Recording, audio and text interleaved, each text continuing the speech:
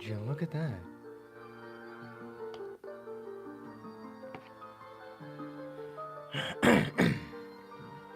Alright, let's get the stream shared out.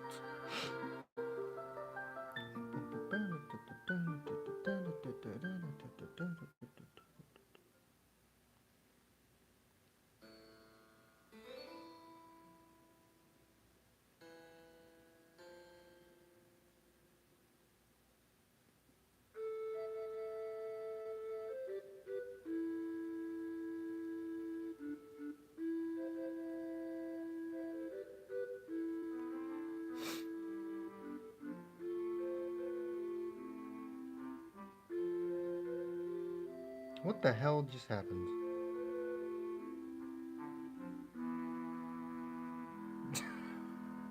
I'm over here doing the dumb. Can't even share a stream properly.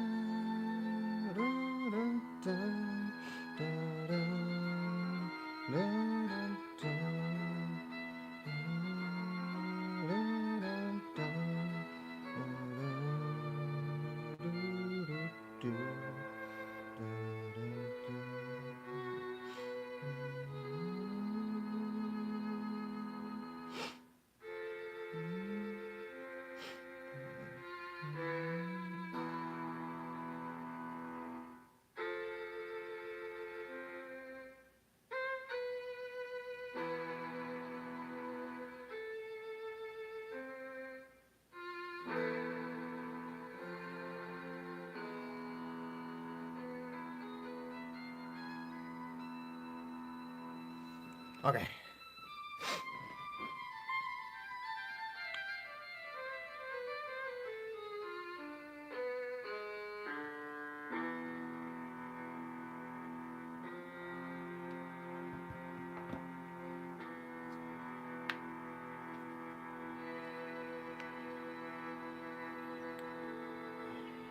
I just wait for people.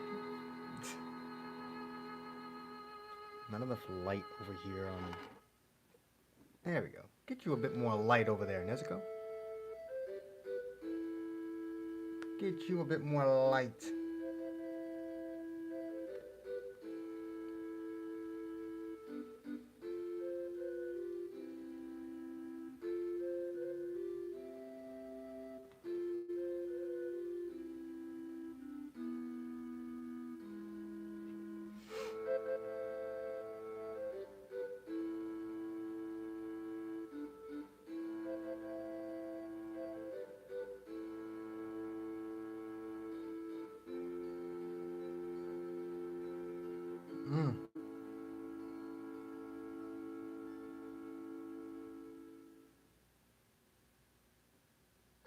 People join this thing mighty fast. Oh my god.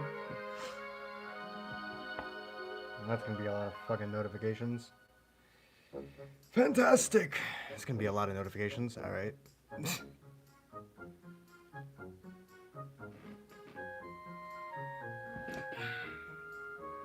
How we doing tonight, boys?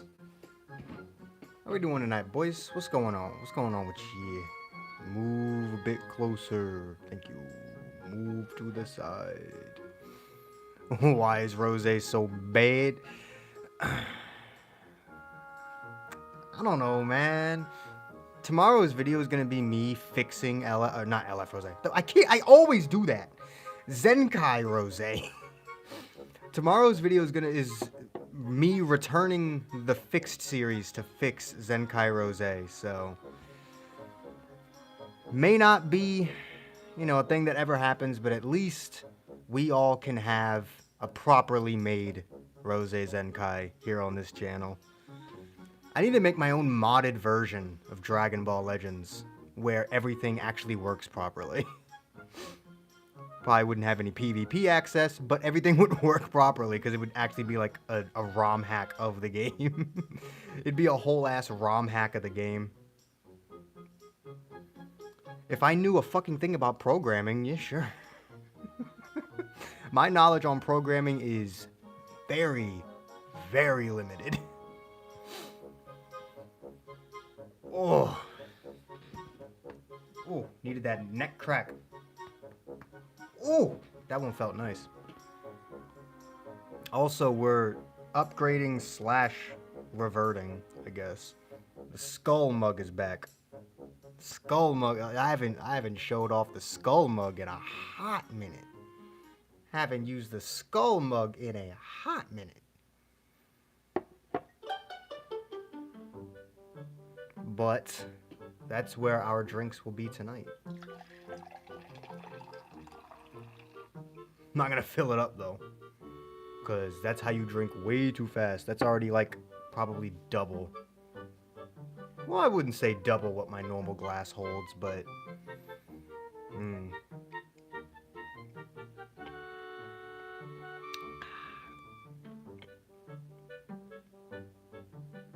I've always got to have a mug with me. I've pretty much just realized that I've always got to have a mug with me.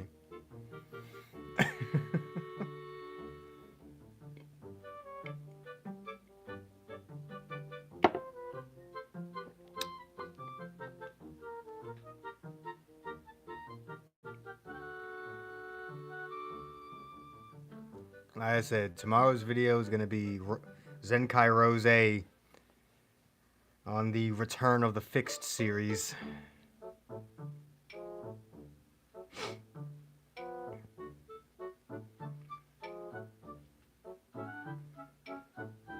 Like, he's not bad. He's not a bad unit. But, like, fuck me. They could have made him so much better. They shafted him. They went out of their way to not make him as good as he could have been. Just like with Kale, who I would argue should have been the easiest character, at least up to this point, for them to Zenkai and honestly make broken. I feel like not making her broken would have been the thing they had to try at.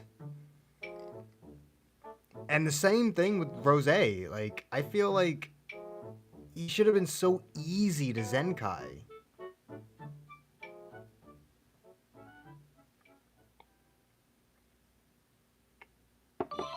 They had to go out of their fucking way to make him not as good as he should have been. Because you could have made the argument that he wasn't even like absolutely unusable before his Zenkai. Like, literally last week, you could make the argument that he still wasn't absolutely unusable. So it's like, how do you fuck that up? How do you fuck that up? I don't understand. I need to check the stream real quick. At least I would. Going for these damn ads. The legend of the unskippable ad. Oh, Lord. At least I would. Going for these damn ads. Yeah, good enough.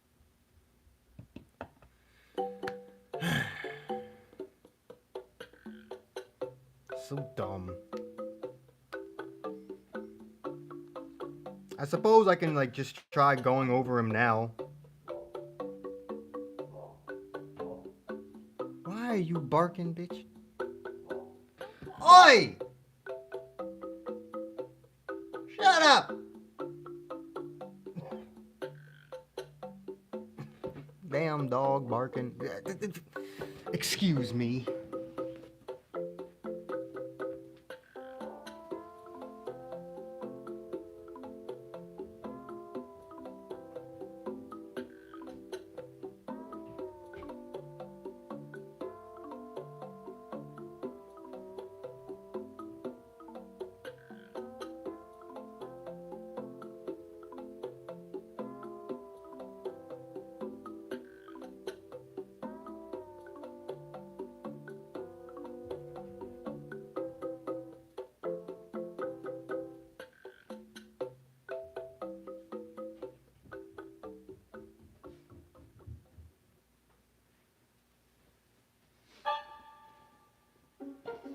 Damn dogs barking at air.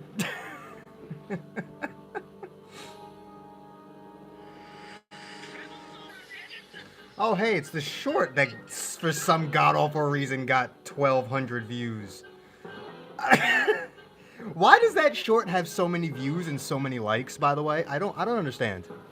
Why does that short have so many views? It's literally just me opening the game and you hear Dragon Ball Legends. Like, what the fuck? Why does it have so many views and likes? Why does it have so many likes? I'm actually upset.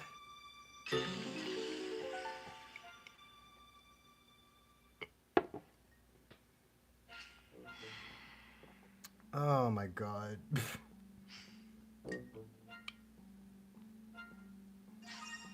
I've said this before, the most random shit pops off.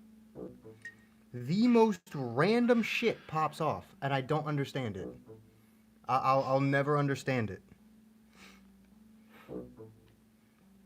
How the most random shit imaginable just gets a ton of views for no reason. Save your CC for next Annie? Or for the Annie? Yeah. Oh, yeah. Again, LF or otherwise some form of Kefla or tag LF 17 and 18. Those are the only things they're releasing before the anniversary that they're going to get me to summon for. Any form of transforming or LF Kefla and an LF tag 17 and 18. That's it. Maybe a Videl if she's like really obnoxiously good. Like if they for some reason make some ultra unit tier Videl, maybe I'll summon for her, but other than that. Or I suppose a transforming Kale. Since they've been buffing Universe Survival Saga recently, I guess a transforming Kale would also get me to summon.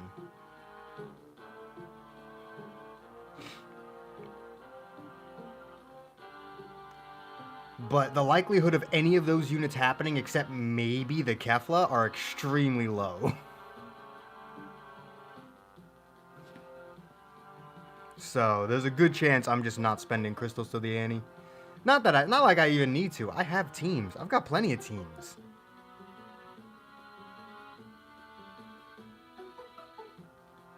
When your biggest struggle when trying to make a video is trying to figure out which variation of a team to use, you have too many units. I want to do my triple Zenkai buffed Rosé video, not on mono purple. I don't know if I mentioned this at all, but since... Actually, I couldn't have because I got him to 7 stars today. I plan on doing a triple Zenkai buffed LF Rosé video. But he's just going to be on Future, because fuck that. I'm not running mono purple, fuck you. I'm just going to put him with Zamasu Goku Black and Sorta Hope Trunks in the leader slot. I'm not using Future Gohan because Sorta Hope Trunks is just better than Future Gohan. And with the support that he's going to get from Zamasu Goku Black and the triple Zenkai buff, the support that Future Gohan is going to give will be negligible. If Rosé doesn't do well, I can't just slap Future Gohan on there and expect him to do 10 times better with all the buffs he's getting. So Future Gohan is not necessary, and Sorta Hope Trunks is just better. And they both serve the same purpose, rising rush fodder because of endurance. Only Trunks can actually take a hit.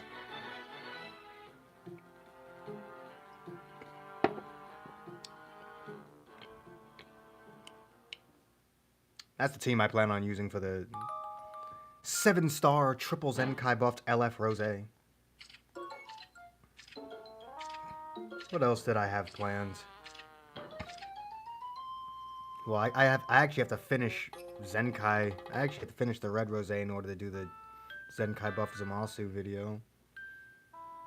Only my Zamasu would only be single Zenkai buffed because I did not Zenkai Super Gogeta because of how much I hated him, and I didn't Zenkai Cell because why the fuck would I Zenkai Cell?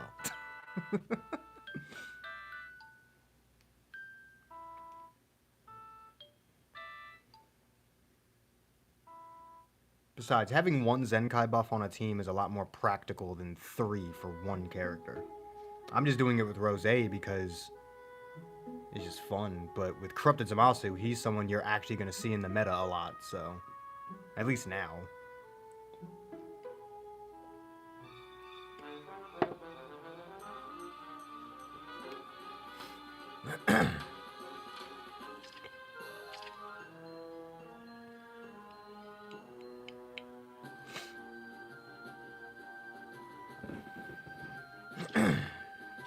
He also does red powerful opponents, so I may take a look at Bojack, maybe. Maybe we take a look at Mr. Bojack. What's red powerful opponent even look like again? So Corrupted Zamasu, Ultra Omega, and the old school Omega, who I already want to do a revisit on. Revival Cell, Red Bojack, Grade 8 Vegeta. He does have the powerful opponent tag. I forgot about that. Red Pycon has it too. I think this is actually the first Zenkai buff Red Pycon can get.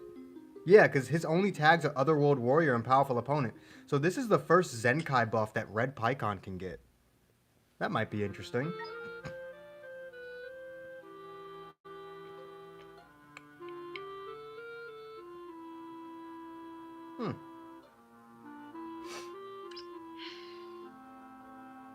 Me uses fucking Zenkai buffed Red Pycon.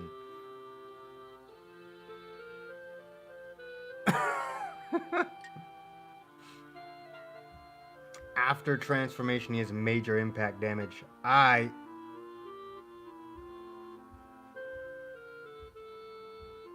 Look here, bastard.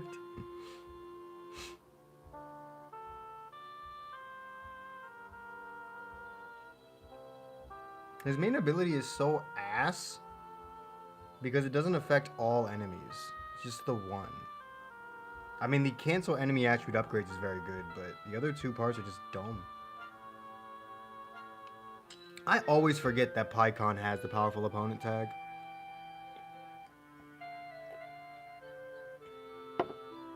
Well, this one specific Pycon. Because I doubt the other one has it. Fucking yellow one. Nope. Of course, why would he? Tomorrow will be a good day, and you summon for Goku? We'll see. Hopefully, right? Hopefully. Gotta pull these ultras, bruh. I'm done summoning for fucking Goku. I'm not doing it. I'm not doing it anymore. I can't be asked to summon on this garbage ass banner. And after pulling a Legends Limited off of a fucking daily discount, I'm 1000% sure I will not be pulling Ultra Goku, so. No way in hell I pull Ultra Goku after that, so. My probably one fucking chance that I had to pull him. Nope.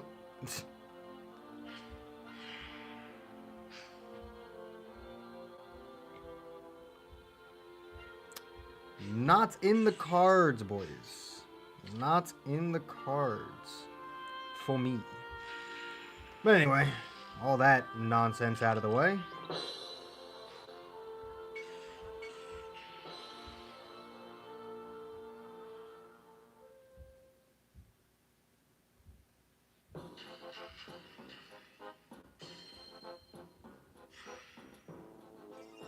I remember that. I remember your iPhone dilemma.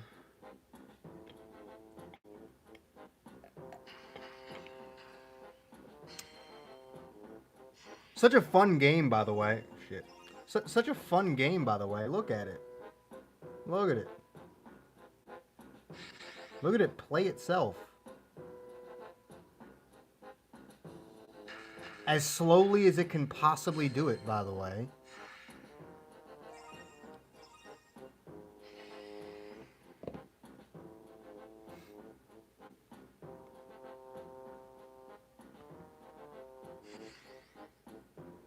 Damn.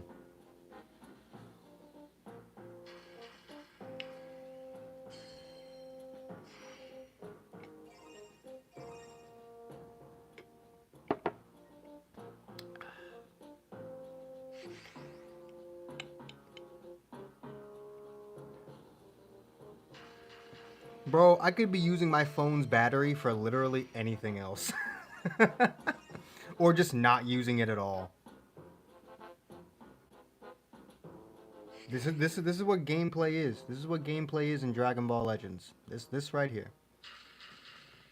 That's the extent of your gameplay in Dragon Ball Legends. Fantastic. Absolutely fantastic. I'm having so much fun.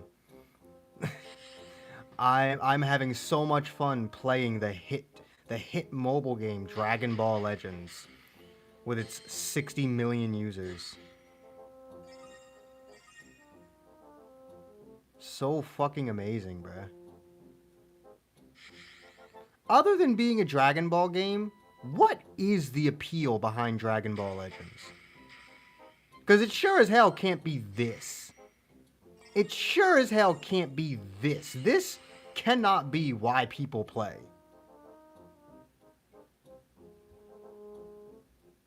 This cannot be the reason why people play Dragon Ball Legends. And it can't be PvP either, because PvP, I would say, is even worse than just watching the game play itself as slowly as agonizingly possible. That's not how you say that sentence. But I would say playing PvP is even worse than having the game play itself as slow as it can possibly go. So, other than just being a Dragon Ball game, what is the appeal behind Dragon Ball Legends? It's not PvP. It's not PvE. It's not co-op. It's not Tournament of Power. Sure as fuck ain't Tournament of Power.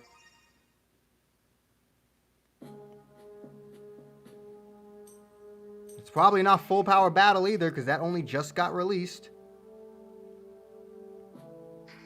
And that's every game mode. So...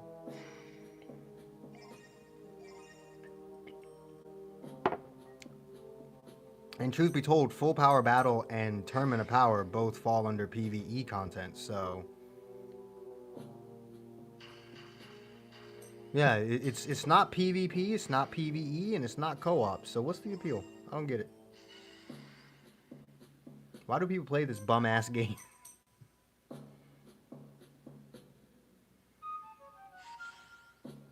Ugh.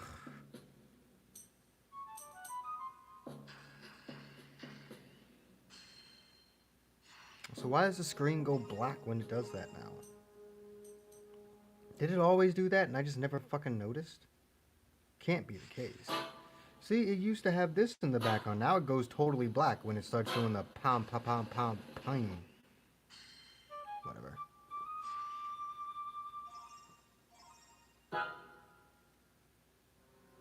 It's only on stage 27.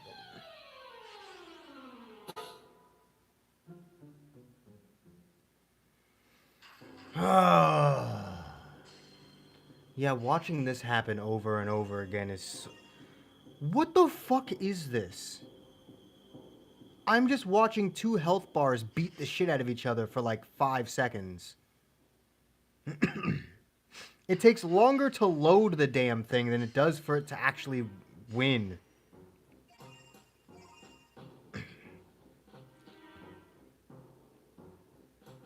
Ugh.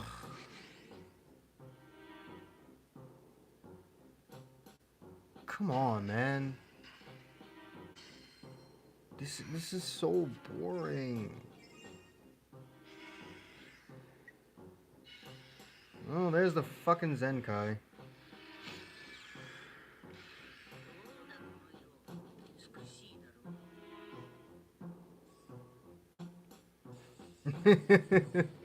Only a 25,000 increase in stats. Oh, they fucked this man so hard.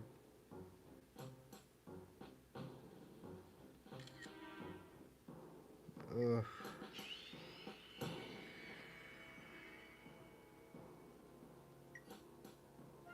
Oh shit, I didn't mean to pause. Keep going.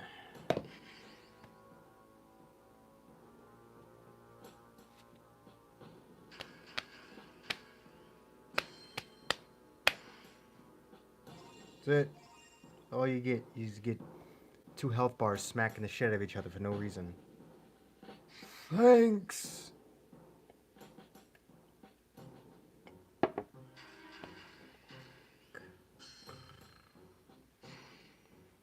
$70 battles of this. 70 or 69 battles of this.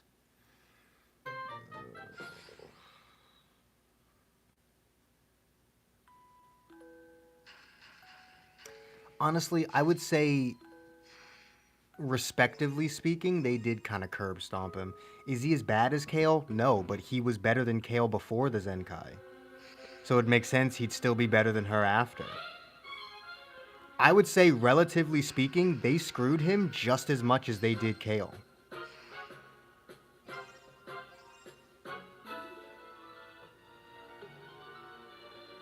That's just my opinion. Relatively speaking, I think they screwed him just as much as they did Kale. Just his situation was different because he was already better.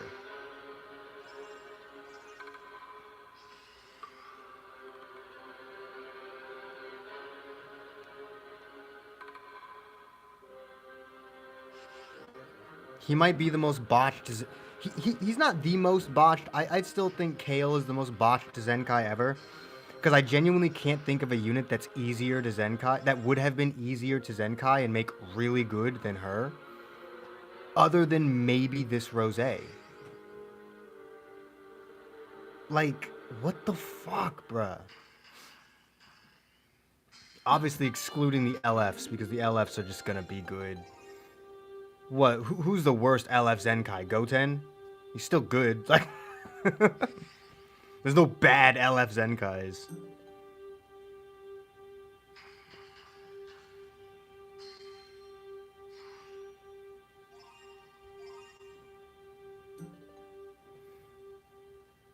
Not even. Like, his abilities are terrible too. His stats are bad. His abilities are bad. His cards are bad.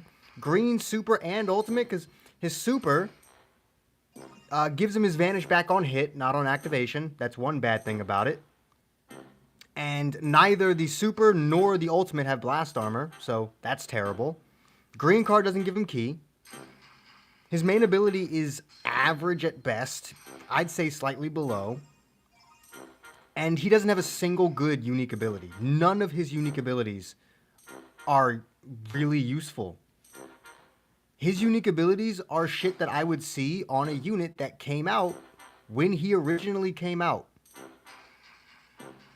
Not a 2022 Zenkai unit. If units came out with 4 unique abilities, that's the type of kit I would expect to see from a unit 2 years ago. Not now.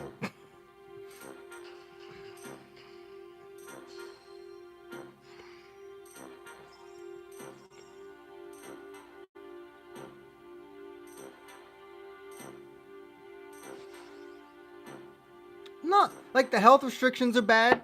That's bad. None of his percentages are high enough. Not a single one is high enough.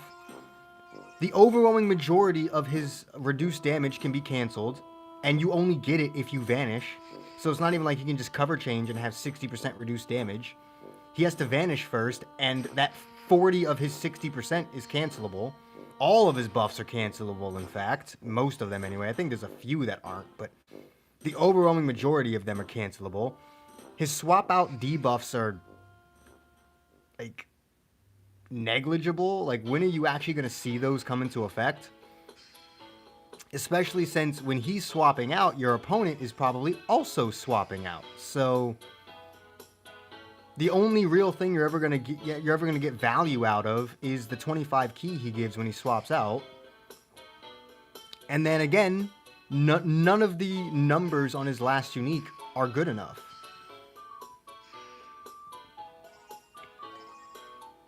He's not a bad unit, but he almost needed to be a lot better just because of how anticipated of a Zenkai he was. This is the one Zenkai that they should have just been like, alright, here's your fucking Z tier unit. Because so many people wanted him.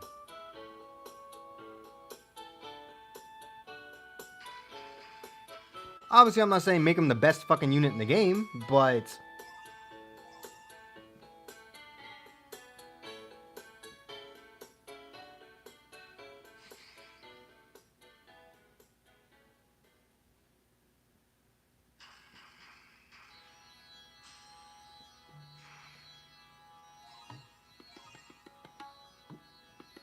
I don't mind his art. It's just the rosé. It's just they put the rosé background on it, which is fine. His whole gimmick is rosé, so it's fine to me. They just Zenkai'd the red rosé, and he's fucking not terrible, but not even 10% of what he should be.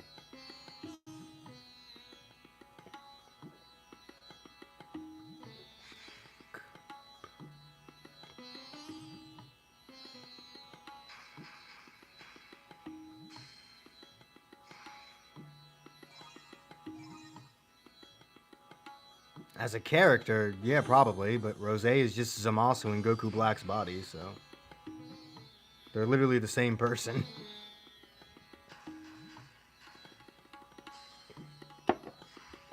Just one's a bit cockier, because Saiyan cells and whatnot. Rosé is aight. Rosé is usable. But he will be relegated to bench. And he can't even really be relegated to bench that much because while he buffs God Ki in future with his Z ability, he buffs powerful opponent with his Zenkai ability. So you can only put him on the bench of a powerful opponent, future or God Ki team. Which essentially means you are only ever running this fucker with Zamasu, Goku Black, and Merge Zamasu.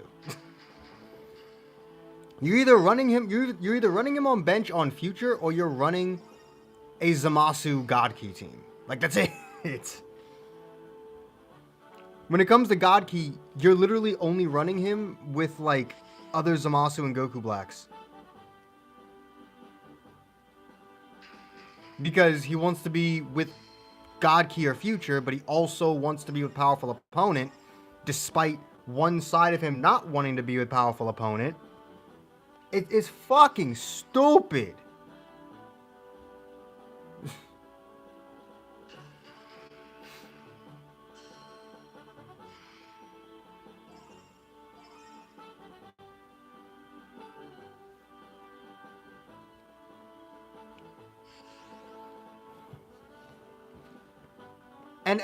And there's also the point where, like, you try and run him on future. Maybe you want to Zenkai buff the corrupted Zamasu. But it's like, why waste my Zenkai buff on a unit that doesn't really need it? When I could give it to someone who's already, like, stupidly powerful and just make them broken with one, like Sword of Hope Trunks.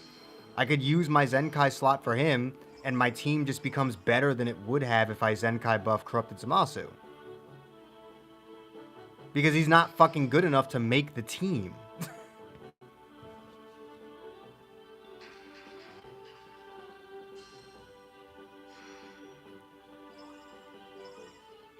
I didn't expect him to just outright knock corrupted Zamasu off of all of his teams. Genuinely, I didn't. I didn't think he'd be good enough to outright knock corrupted Zamasu off his teams. But I figured that there would have to be a pretty big star discrepancy. I figured you would have to have corrupted Zamasu at high stars to justify using him being Zenkai buffed over Rosé himself. But honestly, a fucking 3-star corrupted Zamasu being Zenkai buffed by Rosé is probably better than a 14-star 1400% Rosé.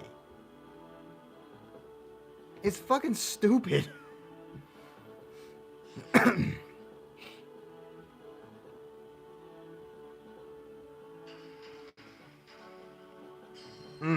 They about to die.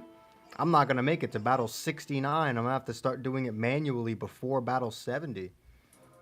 God damn. I mean, I made a whole video once about Wow, 14,000 health. I made a whole video once about why they should really start updating Z abilities when they Zenkai these characters. But nobody watched it because I fucked it up and it uploaded during a video and stuff stream. So it never got out to anybody. And I lost.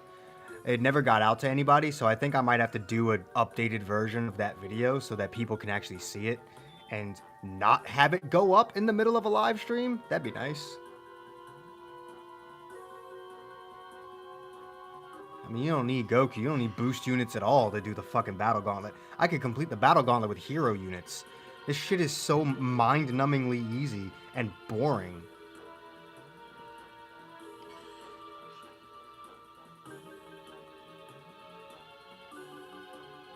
Alright, well, time to just put it in autoplay, triple time speed autoplay, and relish at the idea of me actually beating it faster.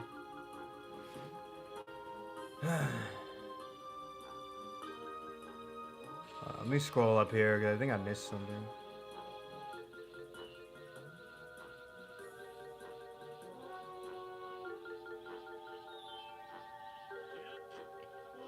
Actually, he pretty much is Purple 21 good. He's about as good as the Purple 21. I would say Rosé is about as good as the Purple 21. Not terrible, but does nothing for his fucking teams at all, whatsoever. If anything, I'd say Rosé is better, because at least he's got some type neutrality. And nullifies endurance.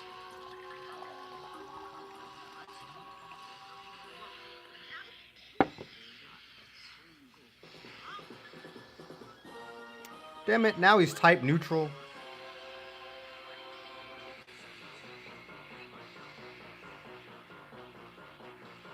Why is the CPU so bad?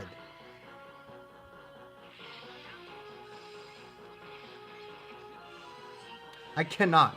The fact that I still have to play. It's still in autoplay at 3 times speed, and I'm just playing it at 3 times speed.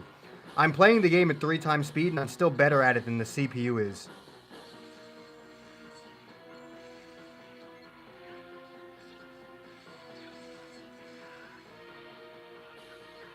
Cancel those attribute downgrades, please.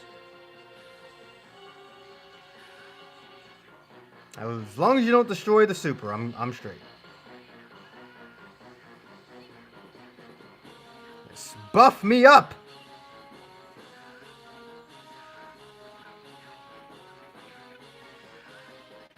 I always forget Rage Trunks doesn't get any key back off his main ability.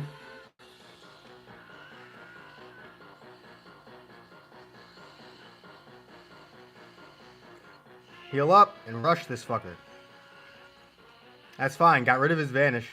You're 800,000 health. You are one card. You are like 2 cards away from dying.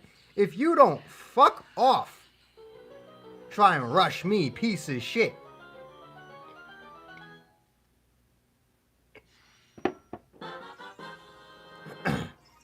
I am better at playing the game at 3 times speed than the actual game is. What the fuck? How am I able to keep up with the game at 3 times speed, yet the CPU is just incapable of playing the game at all?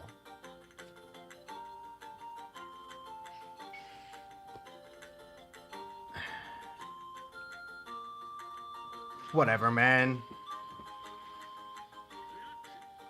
Literally, autoplay is only there so that I can play the game at 3 times speed.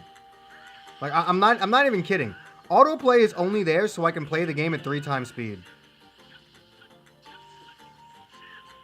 Pop this. Get rid of those attribute downgrades.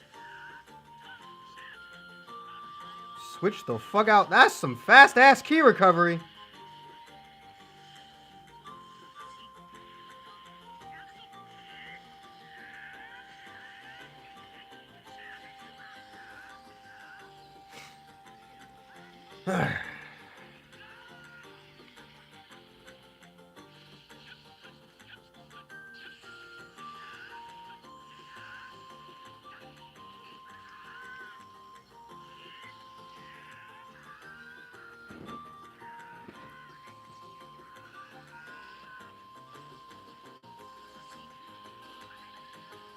And he's type neutral now.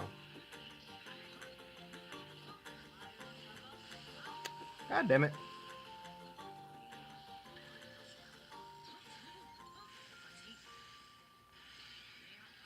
Kamehameha. The fact that I can react faster in 3 times speed than the fucking CPU can pisses me off. The fact, because here's the thing, right? It's still an autoplay. Which means the only way that that my action goes over the CPU's is if I do it before the CPU does something. Meaning my reaction time is better than the computer's. The AI, the artificial intelligence of this game, has worse reaction time than me. Alright. Fucking sure. Why the fuck not?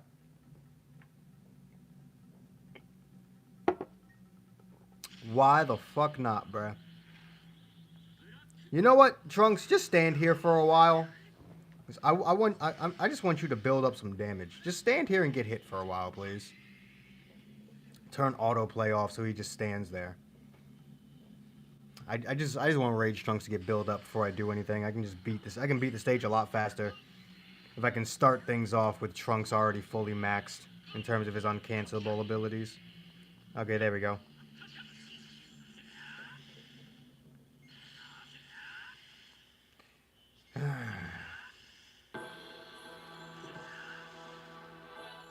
Use this.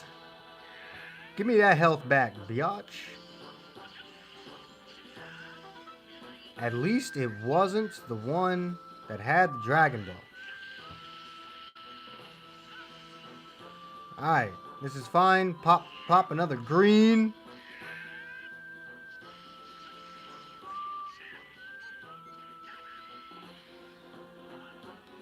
Rush this fucker. We have all the buffs now. And we still do no damage because Rage Trunks suck these days.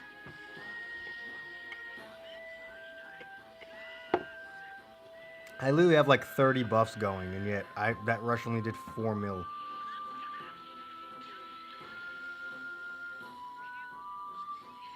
How about no? Stop that. And these fuckers are getting a Zenkai buff because the fucking yellow Goku Black is here too. I mean, it's only a Zenkai 1 buff because I can't be asked, but...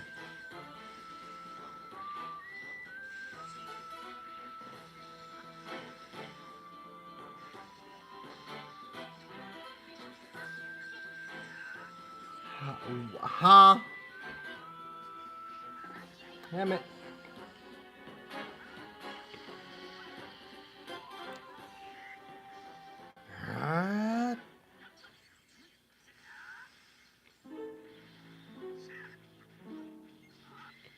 Oh my god.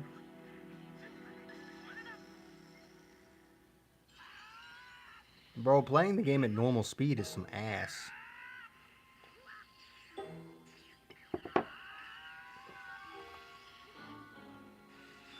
Alright, autoplay, you can do the rest, I would hope.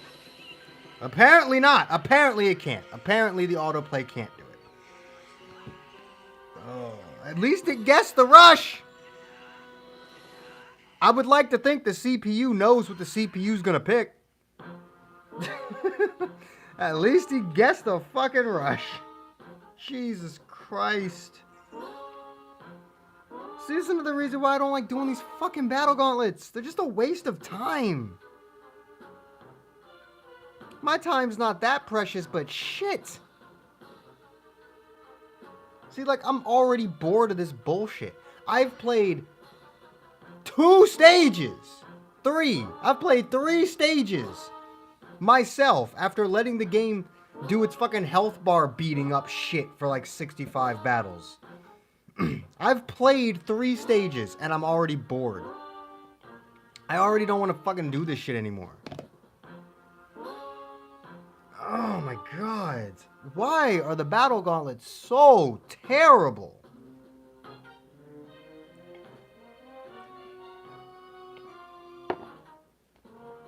I do not understand. I really don't. And you're not wrong.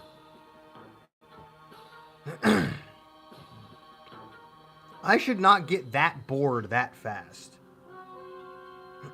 I should not get so bored that I just want to turn the game off after only 3 fucking stages.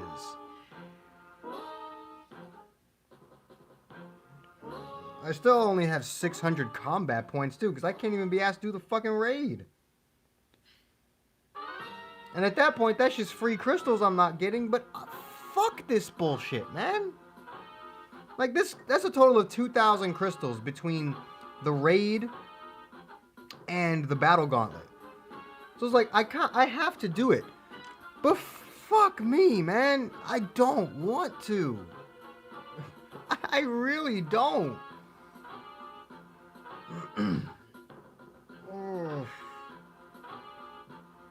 You know, your events should be exciting to play. I should want to play them. I should look for excuses. I like vanilla ice cream. Honestly, I don't think it's my favorite anymore, but for a long time, vanilla was my favorite ice cream. I don't know, there's just something about that basic vanilla flavoring. Don't overcomplicate shit, I guess. I guess that's my thought process. Just no need to overcomplicate. Basic is sometimes the best.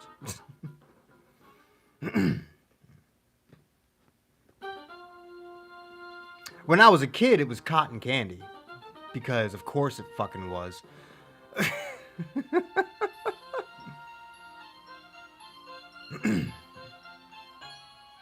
But as I started to get older, I just started to enjoy the basic creamy texture of the vanilla ice cream, but only when it's made with real vanilla and has those tiny like chunks, not chunks, but like those tiny little like pieces of actual vanilla bean in them.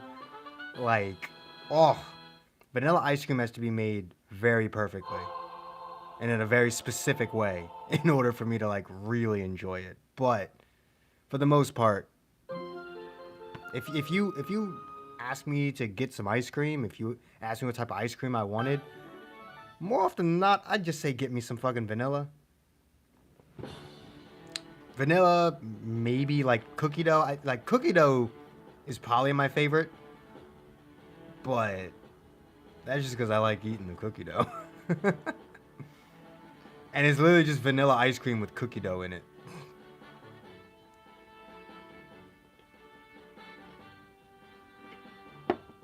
Don't eat ice cream much these days. Not part of the diet. I mean, I can make sugar-free ice cream. But sugar-free ice cream tastes like sad. So, especially if you're trying to make vanilla ice cream. Sugar-free vanilla ice cream is a thing that shouldn't even exist.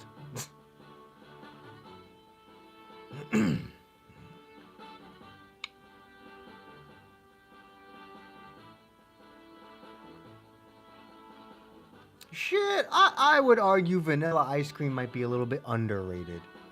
Nobody likes vanilla, man. Except skinny blonde bitches at Starbucks that always get vanilla lattes.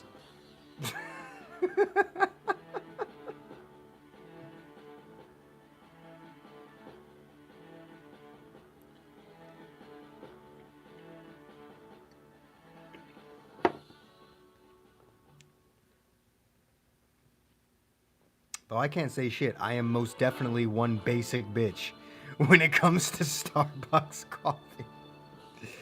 I'm not even I'm not even ashamed to admit it. I am one basic bitch when it comes to Starbucks. Not only did I used to drink the shit religiously, mainly because it was attached. I had a Starbucks attached to my job in high school, and I got a discount. So, why the fuck not? But also, I don't know. What was the drink I always got? What was it? White mocha? White mocha cappuccino or white mocha frappuccino, depending on which one, how cold or hot it was outside. So yeah, pretty basic bitch drink right there. But coffee is one of those things that I really don't like overcomplicating. Like, bit of sugar, bit of cream, maybe some cinnamon, vanilla, something, but I don't like overcomplicating coffee. I really don't. I don't want to drink coffee that has 17 different things in it. Like, I'm sorry.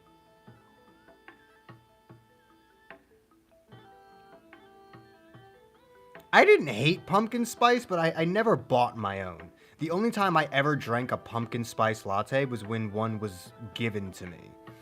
Like, I didn't hate it so much that I would deny it, but I never once bought my own.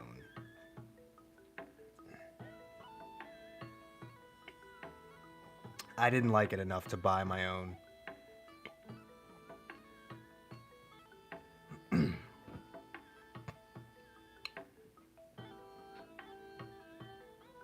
Mainly because I just don't like pumpkin. Like, truth be told, I just don't like pumpkin. Pumpkin spice lattes are probably the only pumpkin thing you'll ever get me to consume anyway. And even then, I'll only consume it if you've already paid for it, and I don't really have much of a choice other than just throwing it away.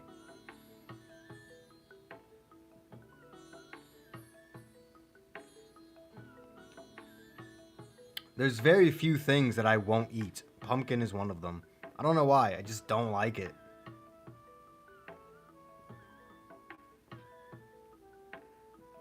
I mean, like, I don't hate it either. Like, if you gave me a slice of pumpkin pie with a bit of whipped cream on it, you know, like, yeah, I'd probably eat it, but I wouldn't exactly enjoy it all that much. As you had on it.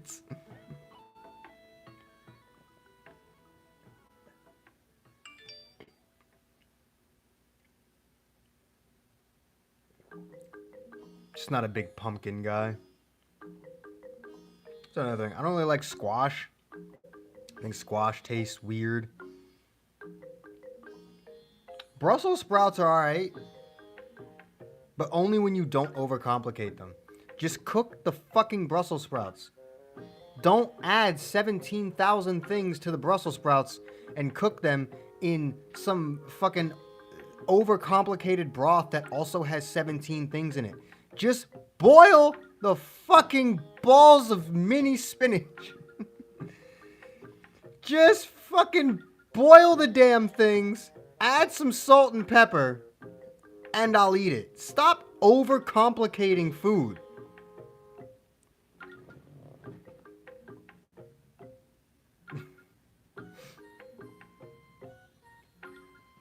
I can't stand that bullshit. Stop overcomplicating vegetables. When it comes to like meat and stuff, fine, do whatever you want. Stop overcomplicating vegetables. Just put them in some fucking water, add some salt and pepper, and you're fine. I would still like the vegetable I'm eating to taste like the vegetable I'm supposed to be fucking eating. I don't want it to taste like fucking olive oil and 17 different spices. Just boil the shit.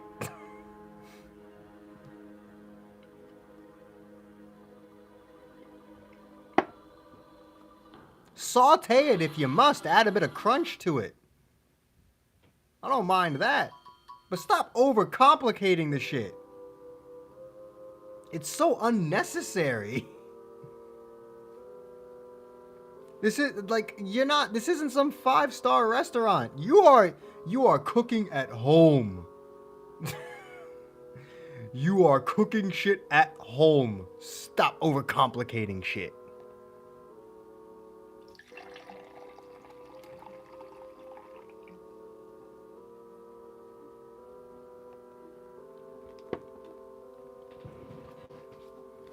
Admittedly, I do kind of overcomplicate eggs, but that's because a man can only eat but so many eggs without experimenting a little bit. And eggs is my breakfast every single day, so might overcomplicate those, but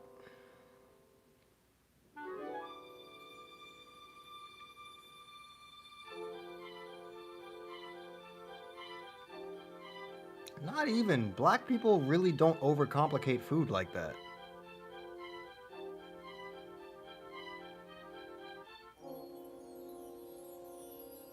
In fact, I would argue it's the white people that are adding 95 things to their dishes, whereas black people add a bit of salt, pepper, paprika, maybe some garlic, you know.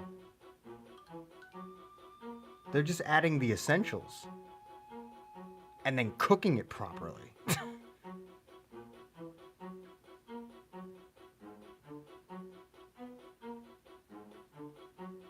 Then you need to stop living in the restaurant and buy a fucking house, you homeless piece of shit.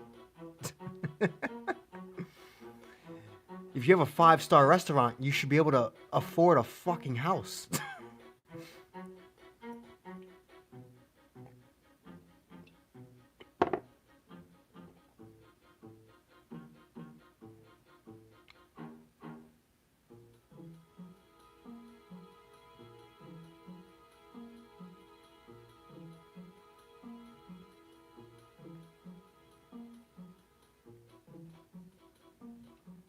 You ever go to a black person barbecue and they're making ribs?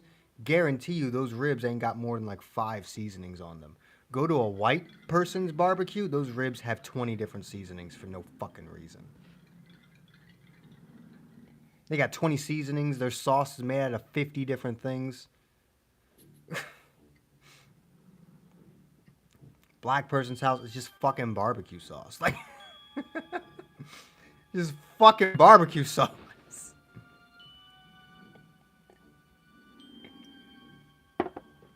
Usually with a bit of spice added.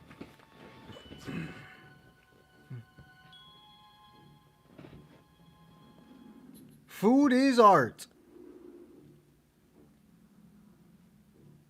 You ain't gotta overcomplicate art either. Do what feels right. Some of the best paintings ever have like 3-4 colors. Don't overcomplicate shit.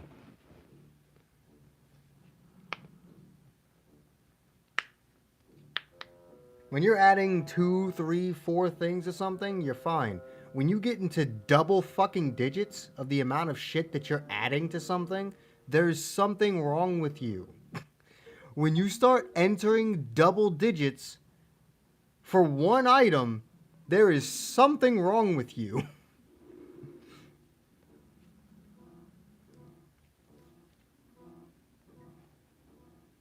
You need to sit the fuck down.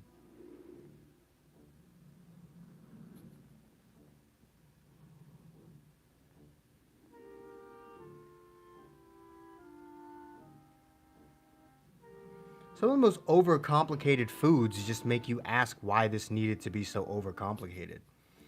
Like, I'll watch professional chefs cook shit, and it's like, I can't imagine that tastes any different than something with half the ingredients. You just did all of that to make it look pretty. Half that shit is gonna be cooked. Half the flavor, or the flavor and half the shit you put into these dishes are gonna be cooked out because they're very weak spices and ingredients. So you're only ever gonna get like half the flavors out of this. So what the fuck was the point in putting them in there to begin with? Just to make it look pretty. Because the look will stay there, but the taste won't. So you're literally just doing it to make it look pretty. And when you're in a restaurant, fine. But when you're not, you're wasting money.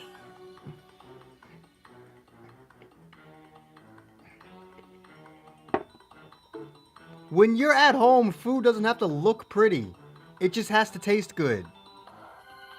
When you're in a restaurant, it has to look and taste good. When you're at home, as long as it tastes good, fuck it.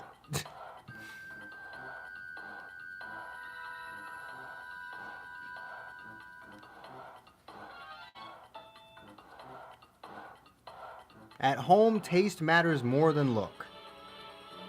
And when you're only concerned about taste, there's no need to overcomplicate shit.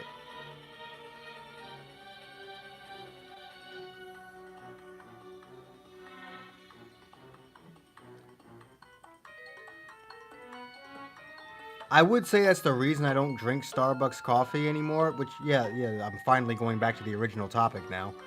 I would say that's why I don't drink Starbucks coffee anymore, but it's not. It's because that shit is way too expensive. And, like, I'm gonna be honest with you, I like Starbucks. I do think they make good coffee, but I'm not paying $5 for a cup of coffee. You got me fucked up. I'm not paying $5 for a cup of coffee I can make for like 50 cents at home.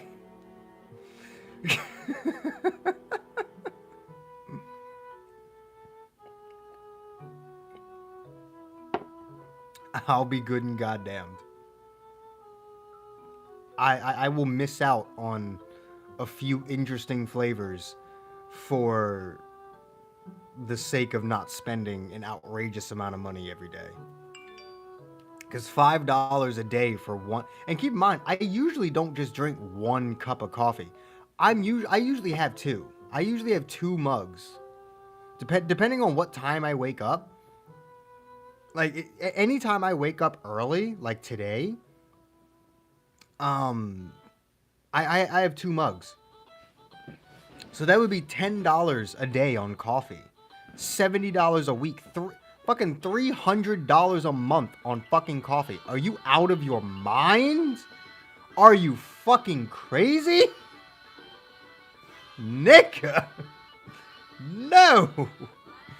You got me fucked up if you think I'm gonna pay $300 a month for fucking coffee. No!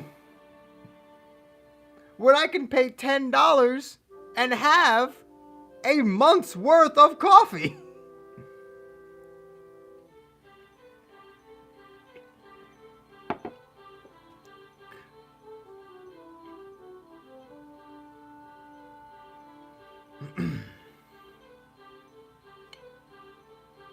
Every now and then I'll treat myself to a nice Starbucks cup, but it is not something I can do regularly. It has most definitely been years since I've had a cup of Starbucks coffee, at least like 2-3 years since I've been to Starbucks, because I just can't do it. Ever since I started making my coffee at home with fresh coffee grounds, or coffee beans that I grind up, I should say, I just don't do it. Can't do it.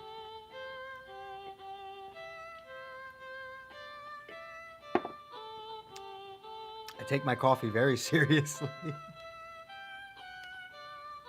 Mama, I ain't treating nobody to no Starbucks. Wouldn't treat my own sister to Starbucks. Nah, you gonna pay for that one yourself. I'm not paying $5 for one drink. Got me fucked up. Nope. Treat yourself. I'm not paying $5 for one drink that I'm not drinking. Nah, treat yourself. I'll say that to you. I'll say it to my family. I'll say that to my own child. No, treat yourself.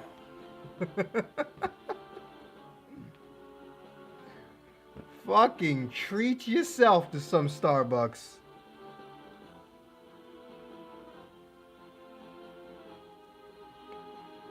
My kid ever asked me for some Starbucks coffee, I'd be like, I'll drive you there, but I ain't paying for nothing. I say drive. That's if I ever get a fucking license. But, like, I'll take you there.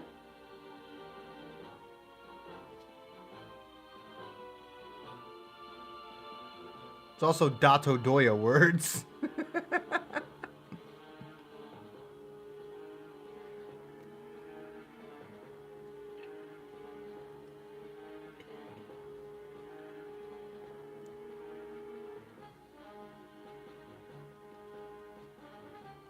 Oh, man. Just can't be asked, bruh. Honestly, this thing is so fucking big. I could probably just like this is probably a whole ass round in itself.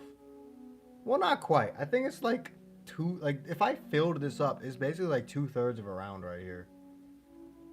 At least half. At least half a round. If I filled it up. This skull mug is fucking huge. It's like actually look at it. It's as big as my fucking face. It is the size of my entire. This thing is huge and it's wide as fuck. It's like a fucking 25-ounce mug for no reason. If this thing was any bigger, it'd be a full fucking liter.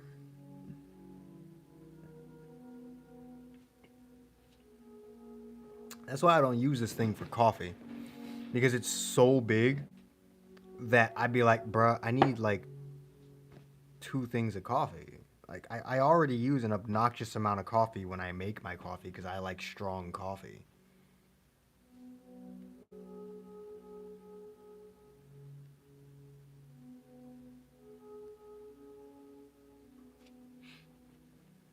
I will turn down free decaf coffee.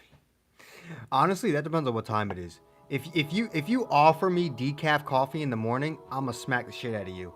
But if you do it at night, I'd probably take it.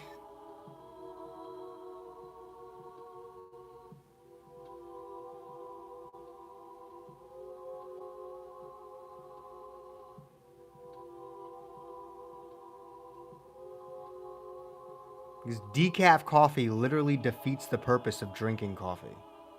So I'm not. Fuck you.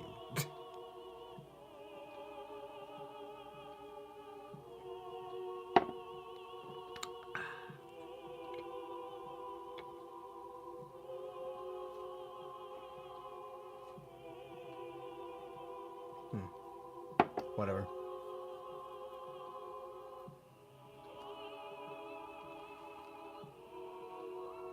It's like I understand the concept of decaf if it's like late at night, but you're just craving that taste of coffee. I've been in that situation before.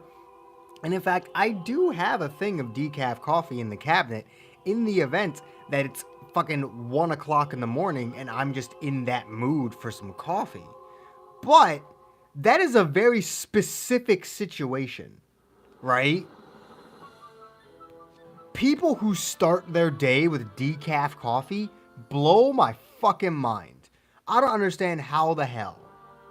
Like there are those times where I'm just like I'm working on something. It's like 1 o'clock in the morning. I'm working on something. I'm just craving that, some nice warm coffee. But I know I actually want to fucking sleep tonight. So you know what? I'll go ahead. I'll grab the thing of decaf, make myself some decaf coffee. But that only happens if I'm craving coffee at 1 o'clock in the morning. Again, it's such a specific situation. It's most certainly not something I regularly do.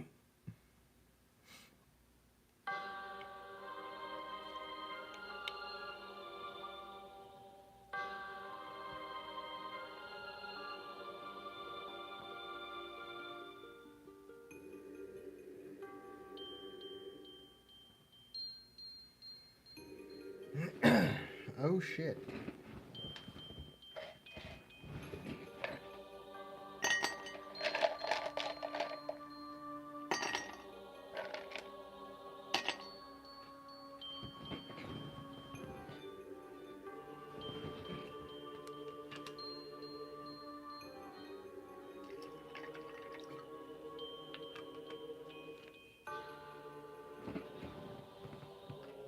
This might be a mistake, but I think this is how I'm gonna do round 2. But I have no idea the ratio, or not the ratio, but the actual amount of shit that I'm pouring right now.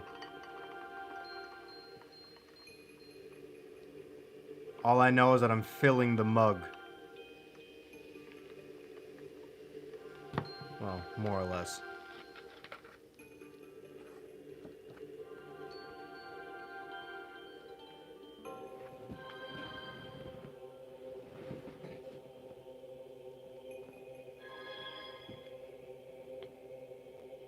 Completely full. Look, honestly, the mug does kind of look badass when it's filled with like a dark liquid.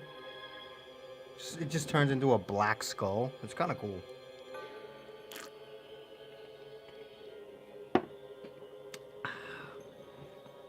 Nice and cold from the ice. I should mix it with something though. Hold on.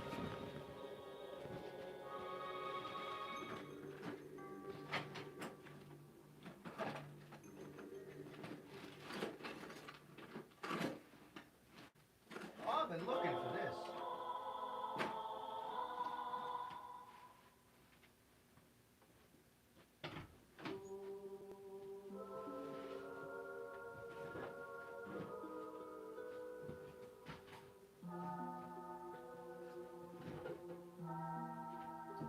It'll do.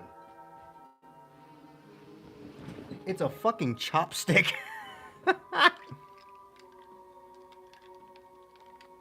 Just to make sure that the alcohol and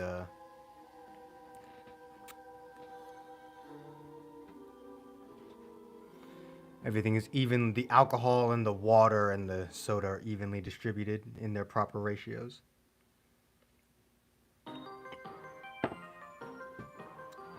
Because obviously the ice is already fucking melted. Soda melts ice fast as hell. And so does alcohol. You combine those two things and ice melts fucking instantly. I have an entire pack of reusable bamboo chopsticks. I have 2 black ones, 2 red ones, and a pair of white ones that I've never used.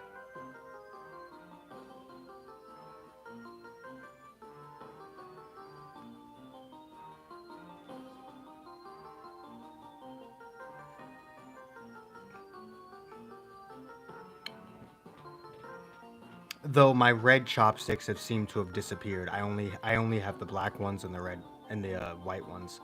I have no idea where my red chopsticks went. They just fucking vanished.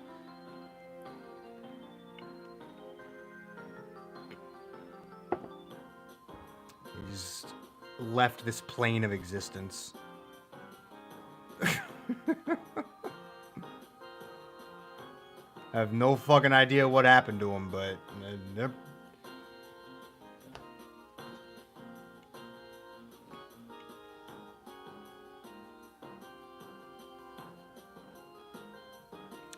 Fun fact, anytime I make scrambled eggs, I eat them with chopsticks. Don't know why, just do.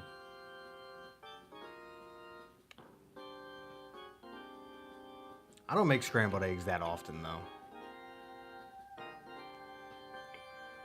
Usually go for a nice fried egg or sunny side.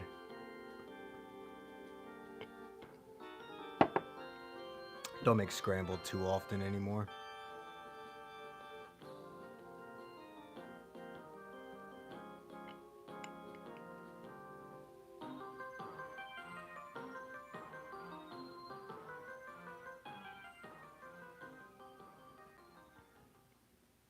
Yup! What's up, Alexis? We're making a mistake in having our second round be the full skull mug, my largest mug. At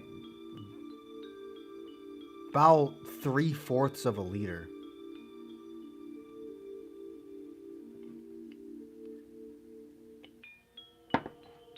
Probably about 500 milliliters.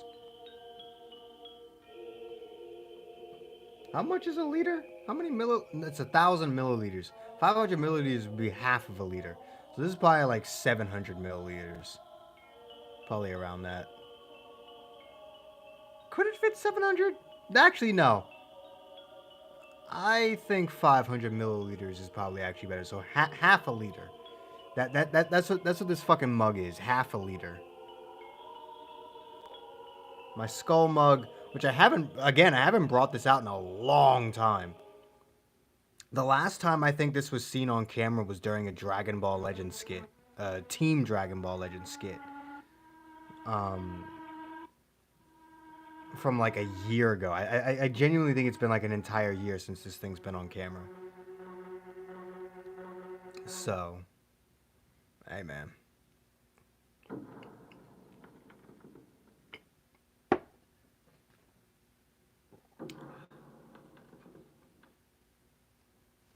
I mean, when it comes to the alcohol, yeah, probably. Because the thing is, right, back in the day, I used to only drink my alcohol out of these. Then I got the bucket, and I started drinking my alcohol out of that. And then I got the Crown Royal glasses, and I started drinking my alcohol out of that. But up to a certain point, until I started like really using the bucket to just straight up drink out of, I always drank out of the skull mug. This has pretty much always been my alcohol mug.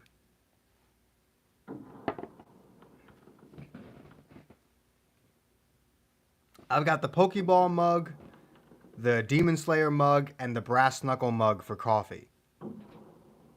This one, we need the bucket back. The bucket is what I hold my ice in. So all of the ice that I keep throughout the stream that goes into these drinks, that's what's holding it. The bucket has the ice. So it's still in use. It's right over there. It's still in use. We have not abandoned the bucket. The bucket has just become a third party to aid in the drinking of the alcohol instead of just being the alcoholic container.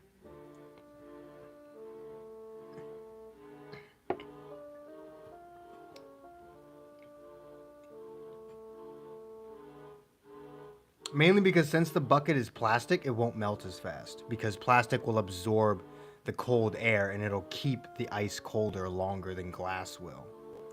So, because glass doesn't absorb cold as efficiently as plastic does. So I can actually just keep ice in there for 3 hours and it'll still be ice when I need it.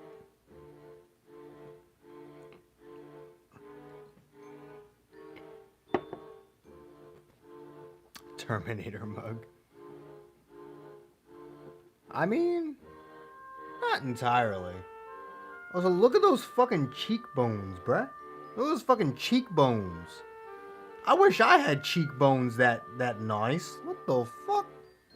Those some nice ass cheekbones, bruh. Why do you have 3 rows of teeth, though? Actually, no, he has 4. This fucker has 4 rows of teeth. This son of a bitch has 4 rows of teeth. I just now noticed that. I've had this mug for like 2 years. I just now noticed that there are 4 rows of teeth. What the fuck?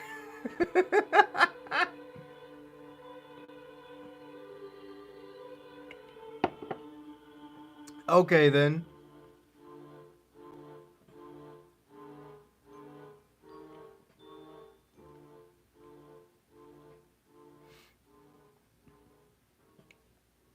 He got 4 rows of teeth. He got perfect cheekbones. He got that chiseled jawline. Look at that chiseled jawline. This is the perfect human. He's got the perfect face. He's evolved. He's evolved past what we know today. This is a fucking 7th dimensional being. In the 3rd dimension, we only perceive this as a mug. In the 7th dimension, this is actually just the head of a far superior being.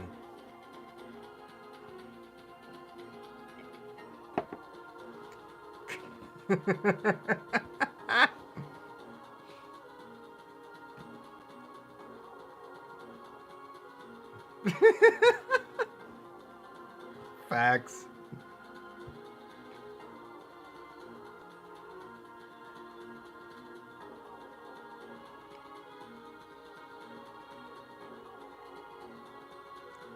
Oh, shit.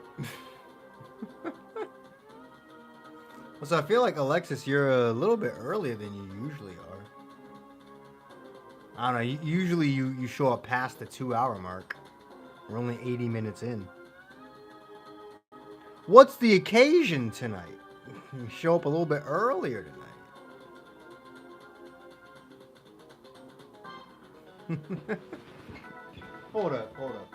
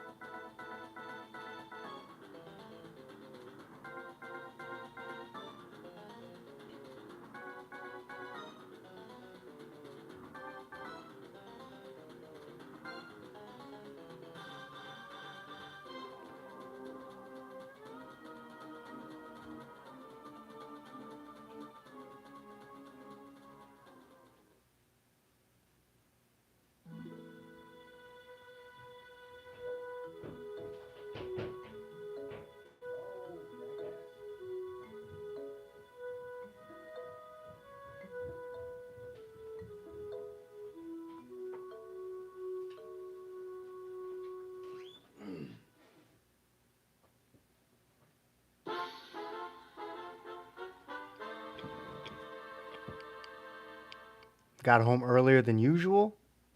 Fair enough. So my dog was whining for a while. I went up.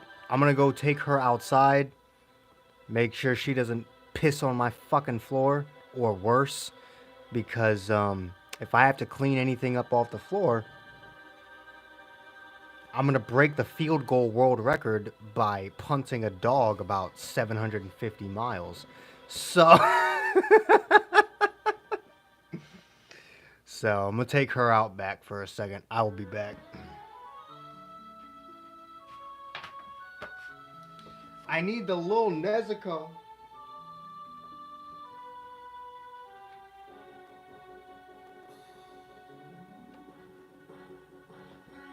I'll change my pinned comment so that any new people see it, but um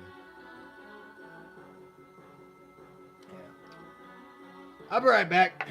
Gotta make sure the dog is properly accommodated, of course. Raise up the music. Alright.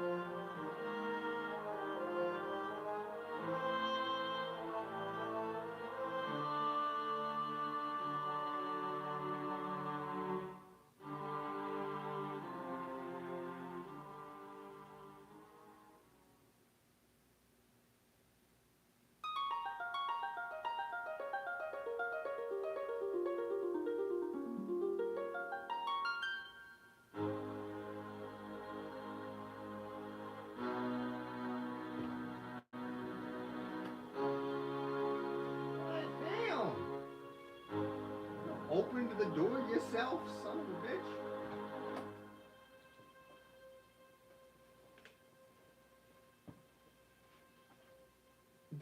Do I not move fast enough for you? That's some nerve. Think you own this house. Just opening doors.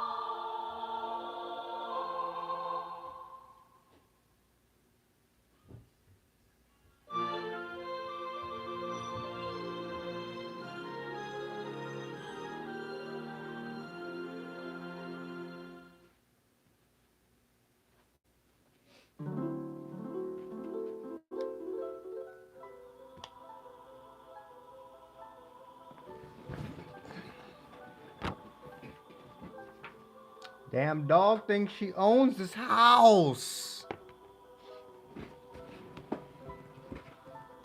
Just open doors whenever she wants to. Nah.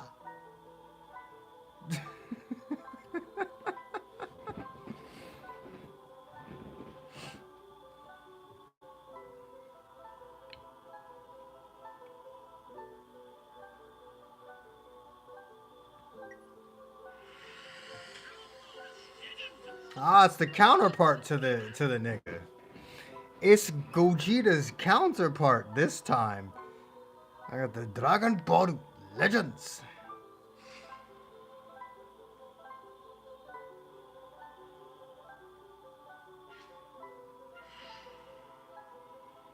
I mentioned this earlier, but I still don't understand how that short has so many views and so many likes. It's literally just me entering the game and Gogeta going, Dragon Ball Legends! And somehow, just fucking... How many views does that have right now? Hold up. How many fucking views does that have right now?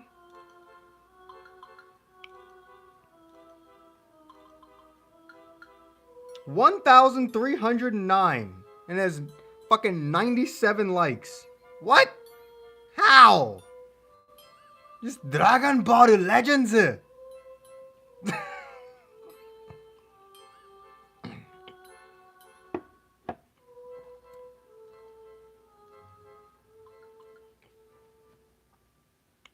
Alright. The weirdest shit pops off, I swear to God, and it's always these ridiculous ass shorts.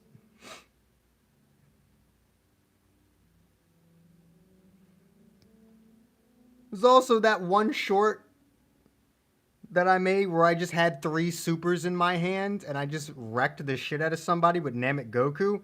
5,000 views. Like, what the fuck?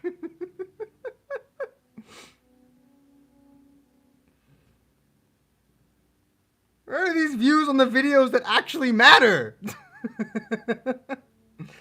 Where are the views on these videos that I actually put some effort into? God damn it. Son of a bitch. Where are all these views and likes there, huh?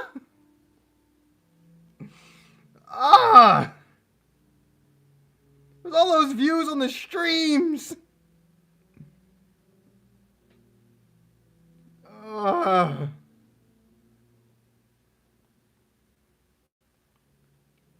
You're right. Me talking about important shit is not as entertaining as Dragon Ball Legends.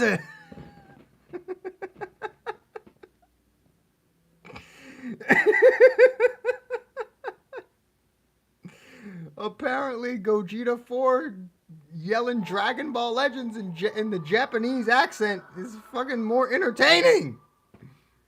Fuckers.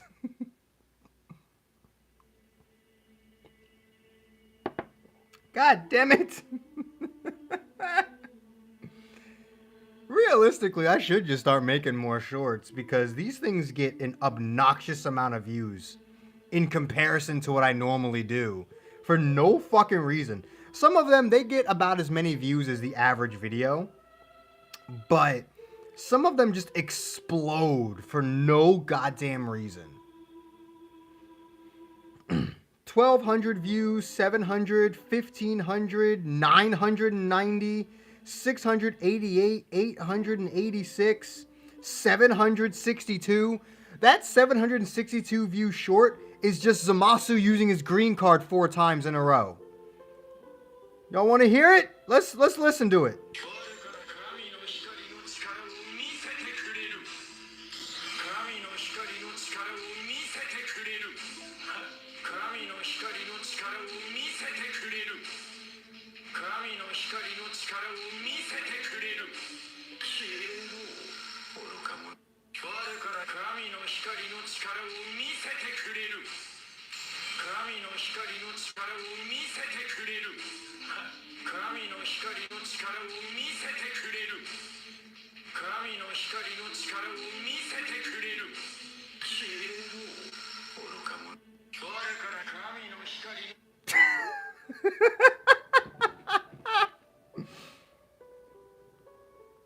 Ah!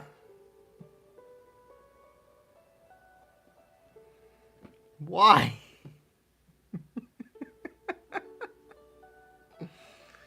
Oh my god.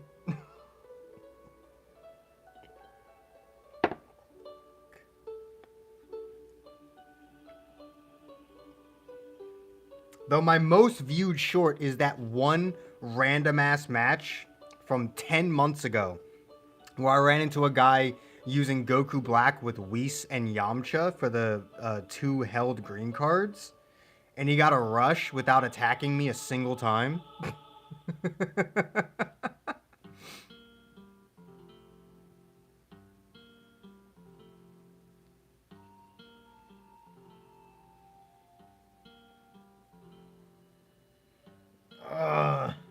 That is, how many views does this have? God damn it, go to the analytics. 2,036. It is 2,036 views. It's my most popular short ever. Well, actually, no, the Namek Goku one is my most popular with 5,000 views. But that's number 2. And then number 3 is literally the one I uploaded fucking yesterday of Dragon Ball Legends.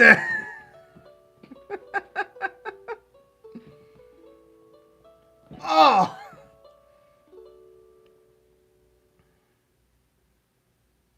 Well, actually, no. The We Unlocked the Secret Technique has 300 more views from 2 months ago where me and my opponent just tap attacked each other over and over again. Which is probably my favorite short because it was so funny.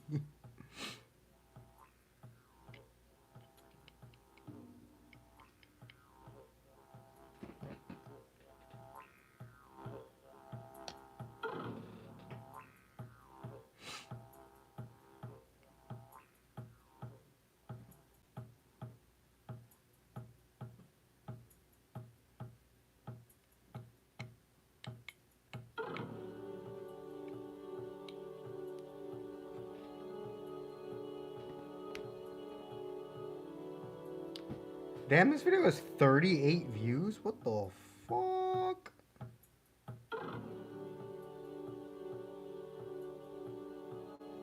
Why does this one only have 80? What the hell? Some of my videos just like fucking bombed, bruh. I do wonder why. Like, for the most part, my views are fairly consistent, but every now and then, there's just this one video that just bombs. Like, once a month, there's just this one video that just absolutely bombs. I wonder why. Because it's like, it's all sorts of different shit, right? It's not like there's a common denominator between all of this bullshit, right?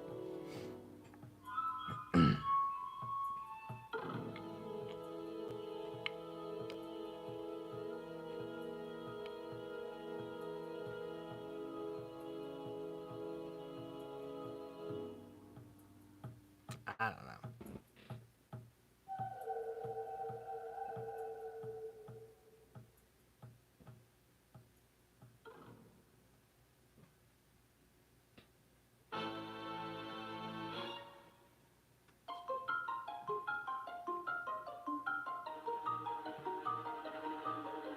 It's always the weirdest shit too. Like videos I expect to like do well are ones that do like normal, and then videos that I think are gonna completely bomb are the ones that do like 1,000 views.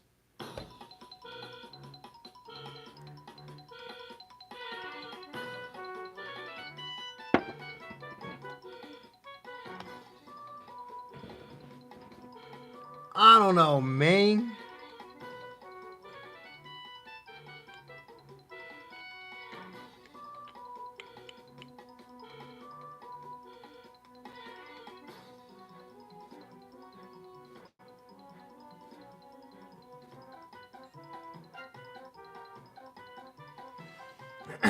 It's just odd, I think. I would say it's just a tad bit odd. Hold on. Okay, I just had to look at some. I just had to check something real quick. Oh, Zenkai 2 already, is he? Look at that. We're 2/7 of the way there.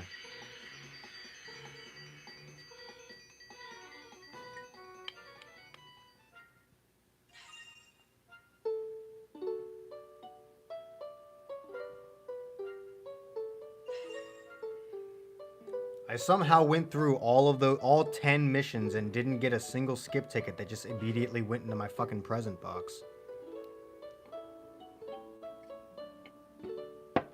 Right, Goku Black's already broken. He's already at Z2.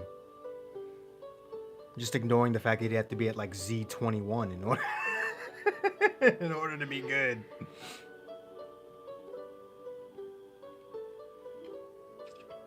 You know what I'm feeling like doing right now? I feel like recording matches for the Triple Zenkai buffed 7-star rosé video. And by recording matches, I just mean do matches and then look through my battle history and see what matches are good and just screen record them. Because, well, actually, it'd probably be best if I recorded them normally because I could screen record my stream and do live commentary for it if I really wanted to.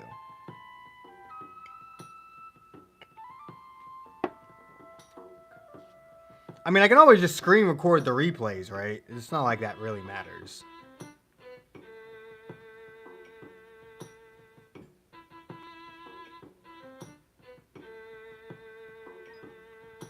Yeah, I'll just screen record the replays, I guess.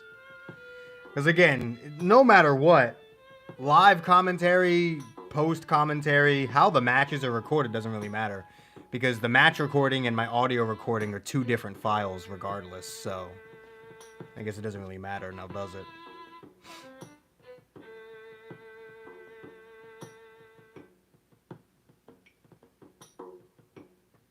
He'd be my first matches of the season, by the way. Should we do it? Should we go ahead and do at least like 2 matches, 3 matches? I'm probably not gonna finish the whole last video tonight, but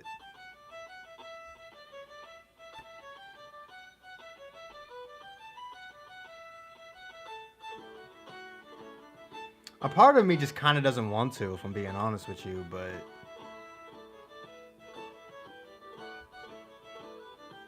like a part of me wants to, a part of me doesn't want to. Kind of just want to use Corrupted Zamasu. I kind of want to wait to do PvP until I have Goku Black at Zenkai 7. and then I can do my Zenkai buffed Corrupted Zamasu video, but at the same time, if I wait that long, the season's gonna be over and I will not have done a single fucking match, so...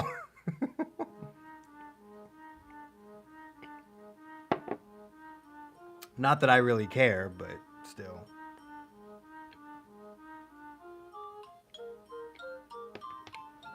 Alright, hold up.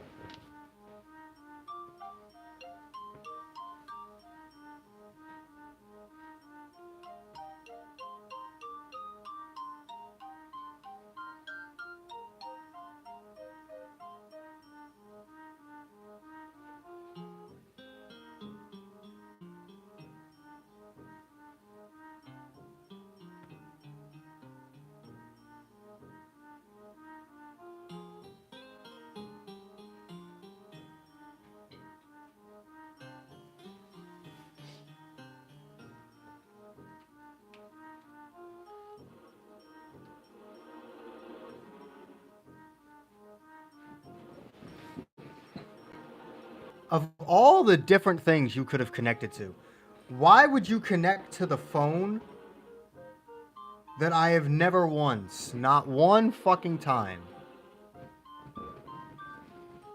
What type of bullshit is that?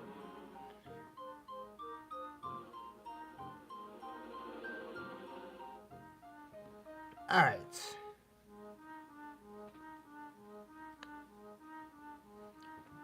Here we go!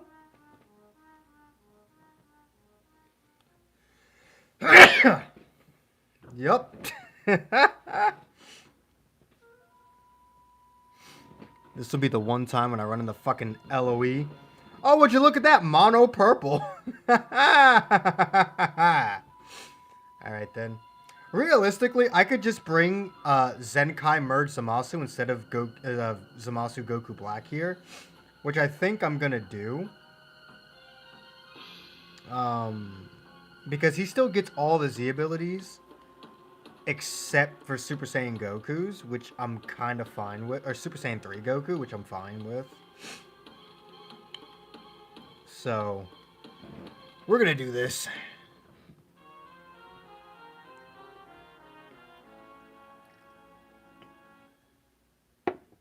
Yep, got the normal 3 for Mono Purple. Second anniversary, Blue Vegeta, Super Zenkai Super Vegito, and Goku and Vegeta. Also, I forgot to turn this shit off. Shut up. Because I want to be able to put my own music in. Piece of shit. Alright, here we go. I forgot to turn my notifications off. I got Cinna in my ear.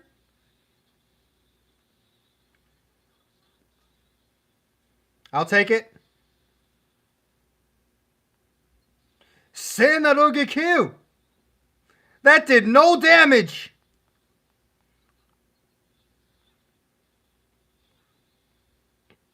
Trunks, fill up that gauge. This is so loud in my ear! I only have strike cards. This is,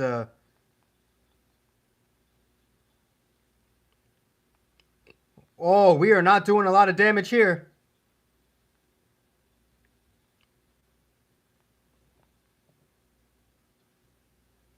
Bro, we are doing like no damage.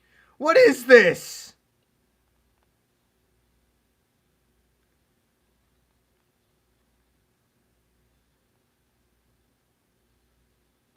Oh, I thought he was switching to Super Vegito. Okay, that's fine.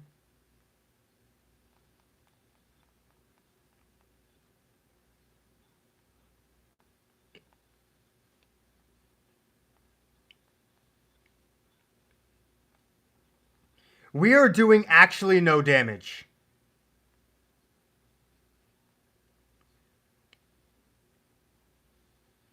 My attribute upgrades! I shouldn't have done that.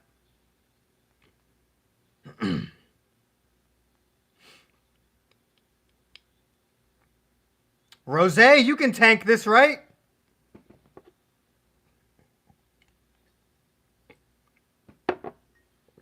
Not really.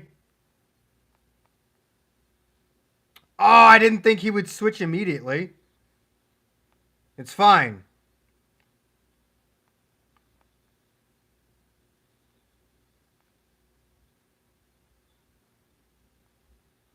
Okay. Why did I do that again? I did that a second time.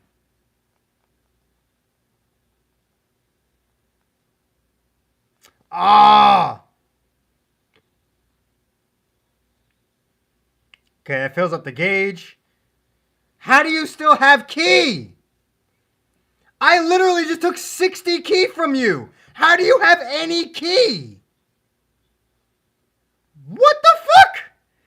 How do I take 60 key from you and you still have no key?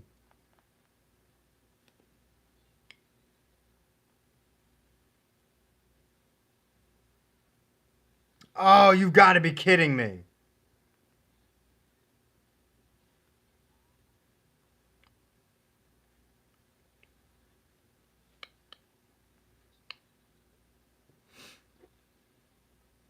How do I take 60 key from you and you still use 4 cards?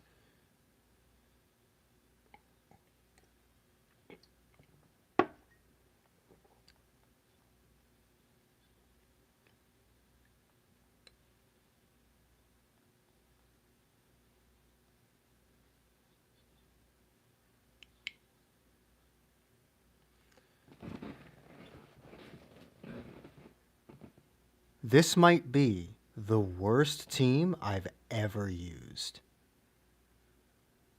Like, I didn't think I would do that terribly. This may legitimately be the single worst team I've ever used. And considering how I have LF Rosé being triple Zenkai buffed, a 9-star Sword of Hope Trunks, a 14-star 1400% Merge Zamasu, a 10-star Zamasu Goku Black, all usable. That is pathetic. That is easily the worst team I have ever used. I have never had any team get decimated so badly.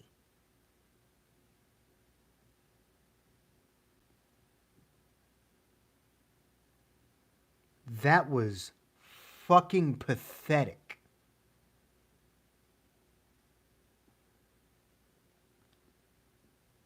Even Trunks was wholly useless. He did nothing in that match.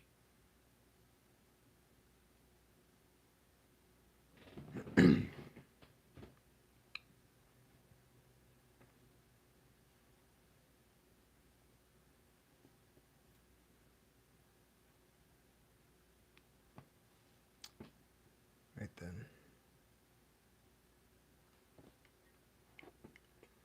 Go for another one, I guess.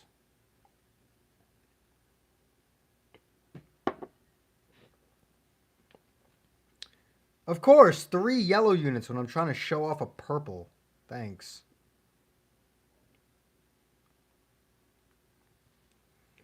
Fucking half your team is yellow and I'm trying to show off a purple unit. In fact, your entire team is yellow and purple. What the hell? 3 purples and 3 yellows. What is this bullshit? Why do you have 3 purple units and 3 yellow units? What kind of fuck-ass team comp is this? I mean, it's just Future with a couple Zenkai buffs. This nigga brought both yellows! I gotta deal with Future Gohan and Free-to-Play Rosé and LF Rosé. I actually hate you. I actually despise you. It's fine. If you want to be a piece of shit, Andy DC'd.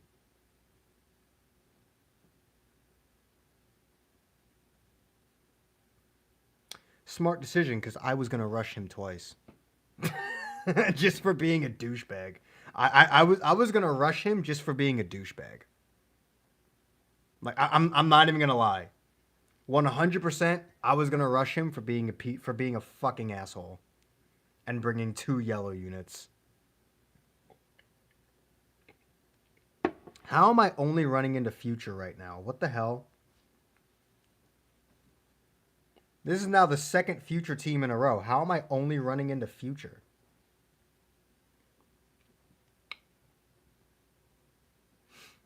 At least I got a good lead. He led Sword of Hope Trunks. I led Zamasu Goku Black. So we got a good lead at least. But he color counters my other 2 units.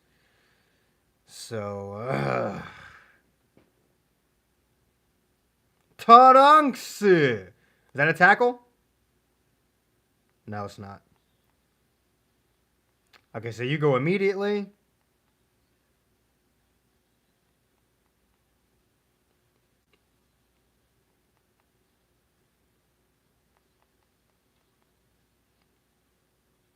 Get that extreme bleed going.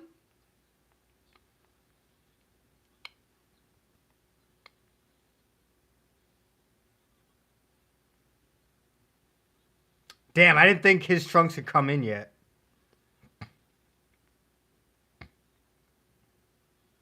Damn! Alright, Beam Clash.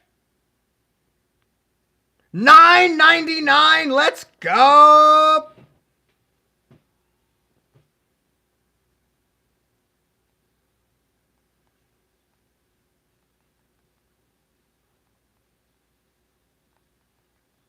I should have known he'd move immediately.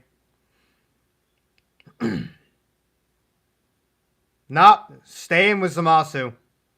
This showcase is about Goku Black. I can't let Goku Black die. Oh, but we guessed him. Let's go. And he's DCing. He DC'd.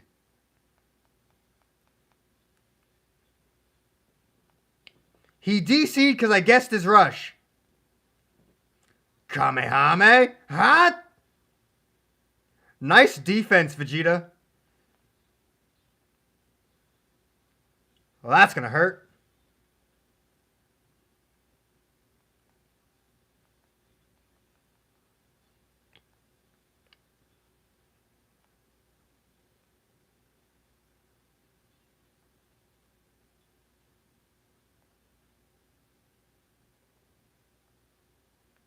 Pop the green, get rid of his vanish.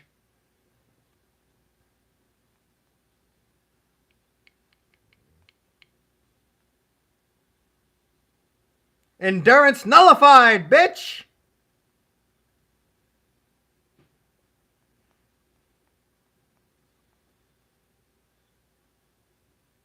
You absolutely can kill me. All right. Let's go! LF time! Hot?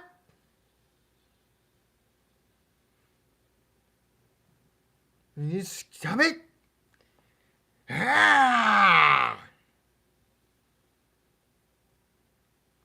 Subarashi Shikarada.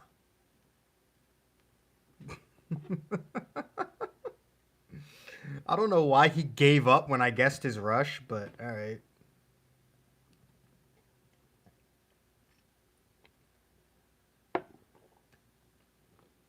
I did like 4 times the amount of damage in that match than I did against Mono Purple. I guess he just built his Mono Purple team super defensive. And all the Zenkai buffs just gave him the offense. I don't know. I don't know, man.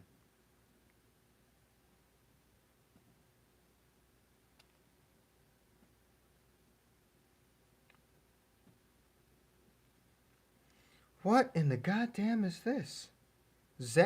What the fuck is... Huh? What the fuck is this? Okay. Vegeta clan with Ultra Gogeta? I guess? I think? Yeah, Goku, Vegeta, Trunks, and Mai, and Ultra Gogeta, but each of them had their own specific Zenkai buff.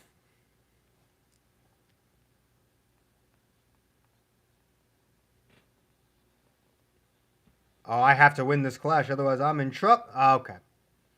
Why was that so fucking slow? No! Fuck you.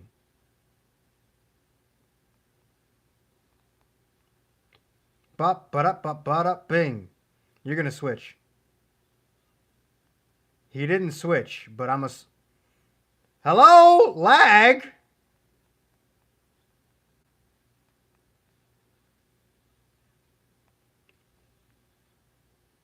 Yep. Get my vanish back.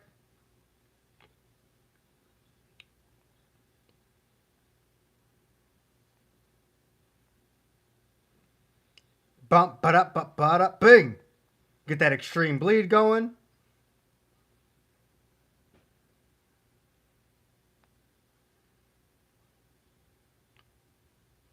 Kamehame. Hot. Woo, the damage. Kamehame. Hot. Goku and Vegeta dead. Let's go. Well, that's, Of course he's getting crits. Am I just dead? Am I just fucking dead? No, I'm not. Okay. Waste time. I mean, I really don't care. Bing!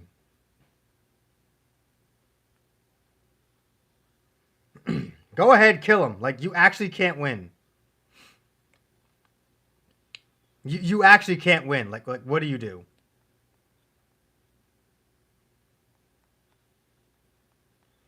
Yeah, no.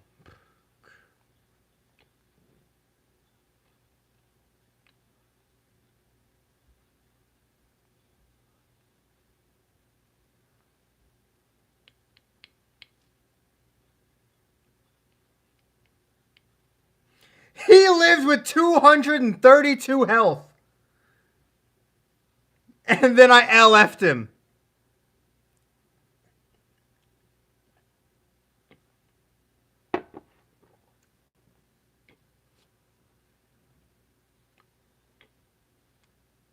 No tsukarada. Warida. Da. Arigato. Mina.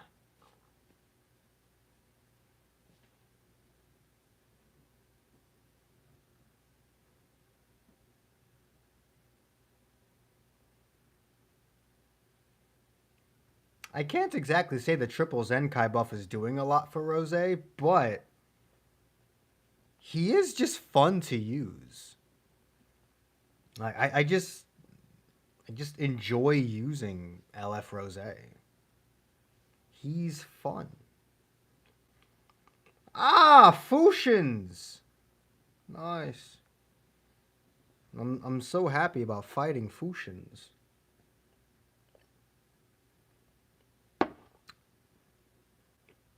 Well, it's a Gogeta Blue and not an Oob, so at least I don't have to deal with an AoE Green, but I still can't be reckless with Gogeta Blue. His green card will screw me over a lot more than fucking Oobs will.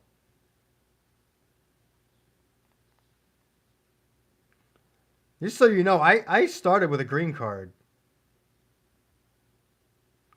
Are you going to do anything, or...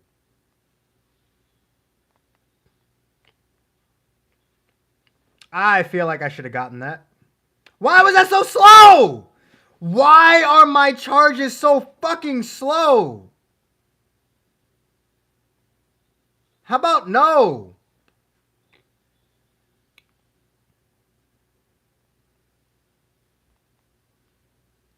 Bump, but up, bing. Middle. Kamehame. Hot. Type neutral super.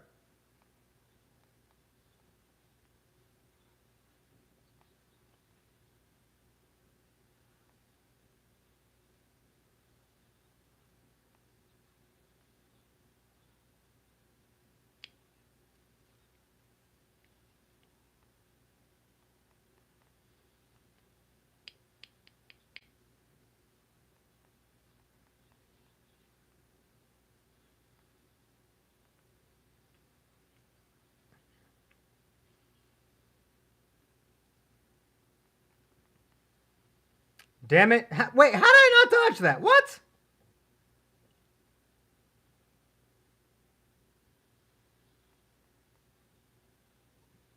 Of course, you fucking rushed the showcase unit.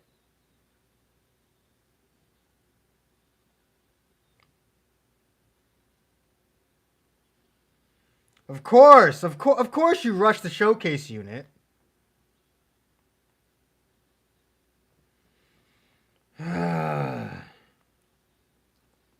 I knew you'd go full screen.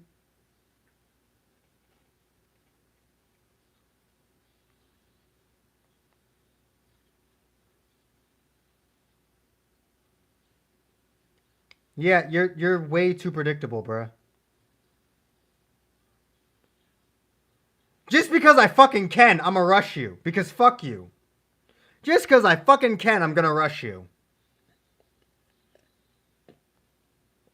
Because you rushed the showcase unit. You rushed the fucking showcase unit, so I rush you right back. Fuck you. You absolute fucking piece of shit. Shut up, Goku Black.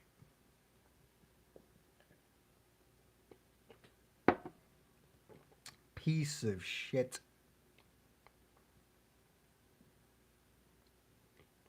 Alright, one more. And then that should be enough for a video. I mean, it's 4 matches. I usually like to have 5, but don't really care all that much. Powerful opponent, you say? Okay. I'm down. Powerful opponent. LF Frieza is going to be a problem because he's at 7 stars. This LF Frieza is definitely going to be a problem, but the other 2 shouldn't be bad. They're only at 2 stars. He brought 2 2-star units. They're not going to be an issue, especially since it's Cell and Kid Buu. I land a hit on Kid Buu, he's dead. Cell isn't going to do much so long as I can kill him before he really gets going. The only problem is really going to be this 7-star full power Frieza. So hopefully we can get through that.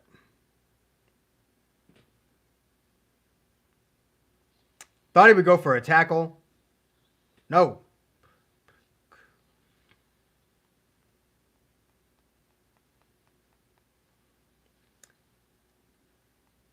That's actually a pretty decent amount of damage.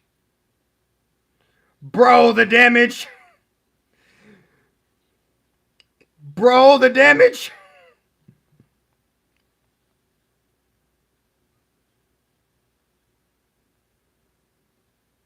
I have no key recovery. All right. Why is my super cost 65?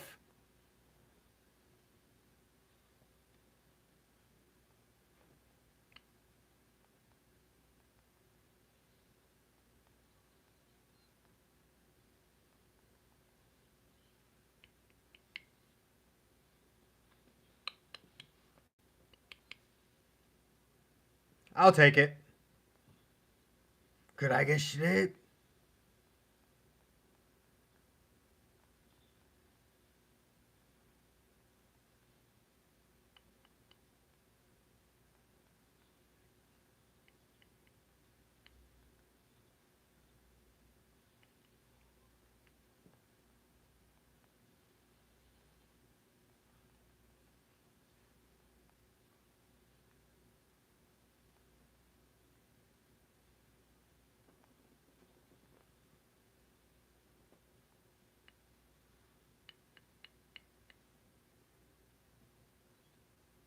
And forfeit.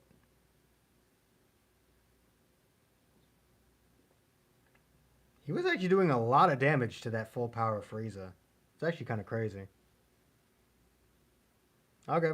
Well, we're done here.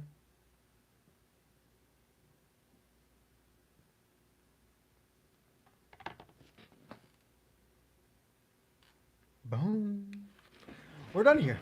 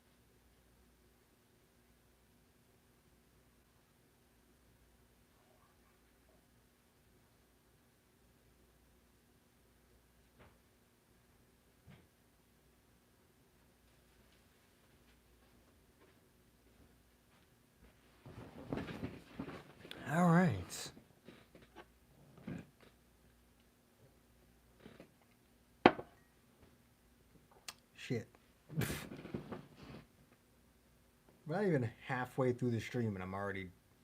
I mean, that certainly wasn't a full round, but still.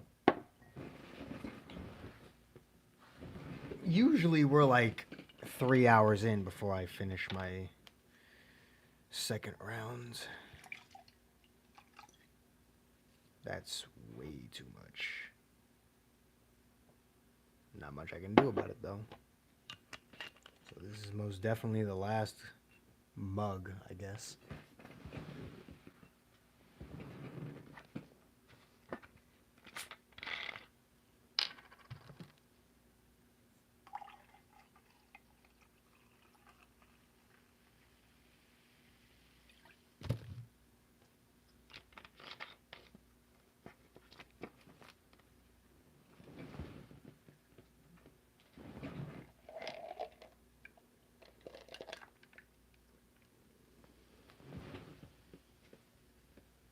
This is the last of the ice, so...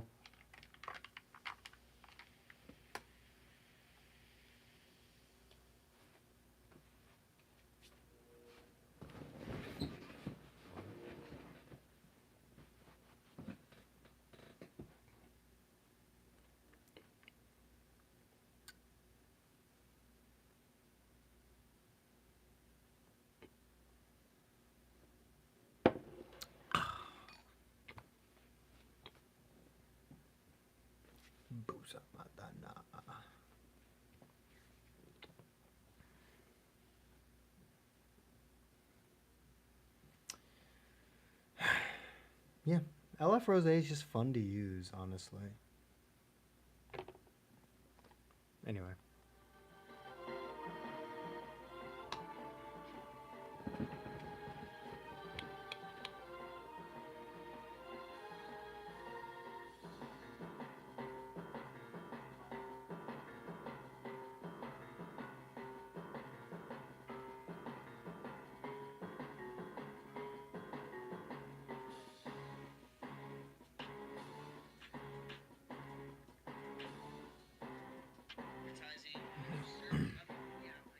Still can't. Why can't you do the raid?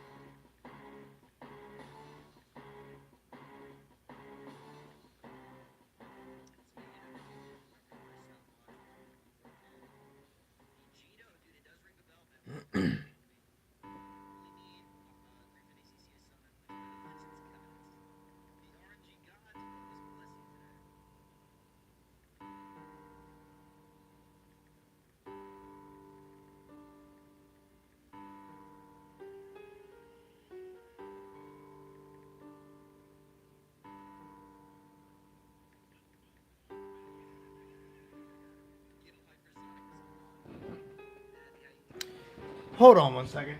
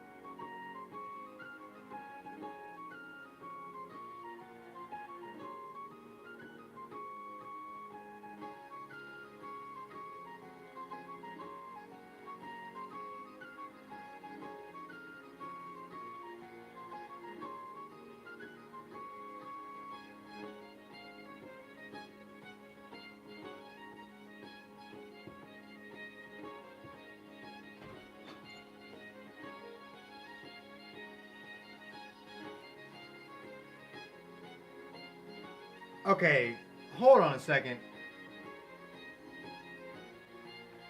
I have to be gone for a minute or so. Something, something has required my immediate attention. So, don't worry. I will explain when I get back. But something has required my immediate attention.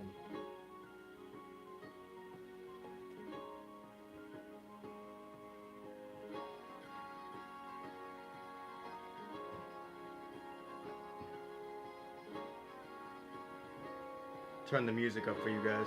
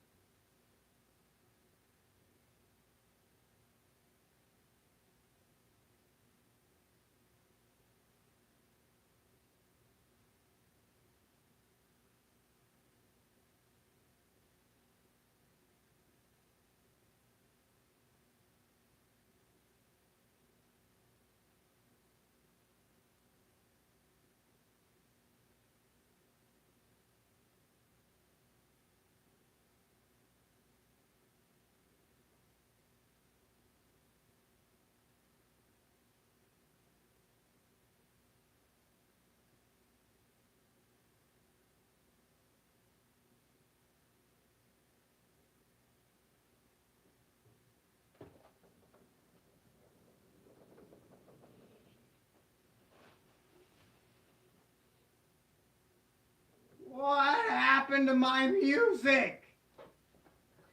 Piece of shit. What happened to my music? How'd my music end? Could have sworn it was like a... maybe it was a 2.5, not a 3.5. God damn it. Oh! I hate my life. Hate. Ah!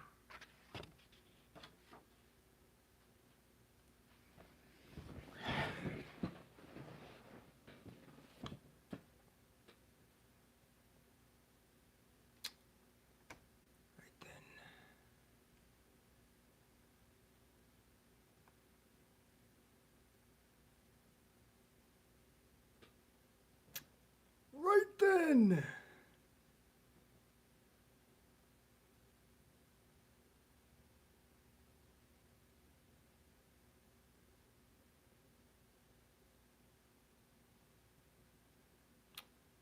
Nigga ain't got no fucking mixtapes. Heart Gold and Soul Silver OST. Fuck it, let's go.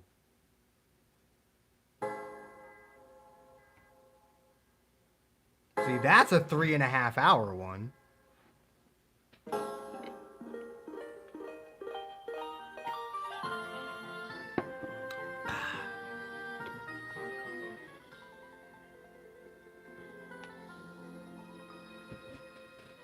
I ain't making no damn mixtape. I can't rap. What the fuck's wrong with you? I play the guitar. I can't rap. What the fuck? I don't even like rap music like that.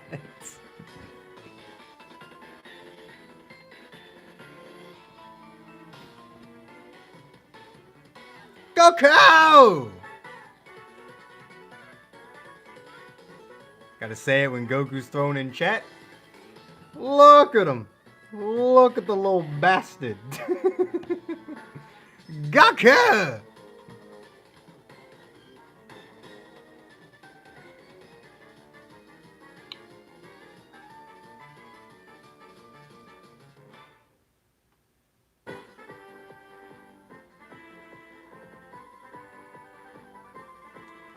My inability to want to rap.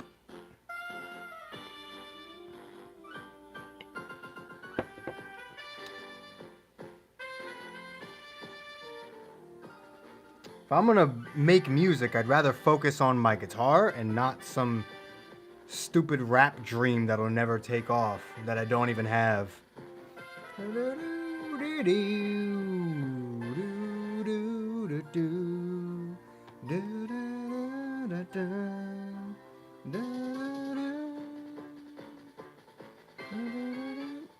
Bro, if you throw pennies at someone, that's gonna fucking hurt. That's not drizzle, that's hail. You throw coins at someone, that's hail.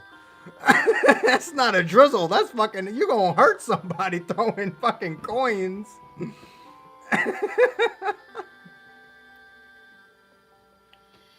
Justice League does have one of the better ones.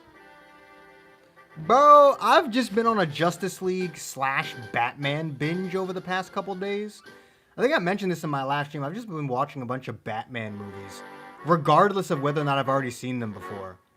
Like yesterday before the stream, I was watching The Dark Knight Returns. And then today, right before the stream, I was watching Son of Batman. I've already seen all of these movies before, but I'm just in a Batman mood these past couple days. I don't know why.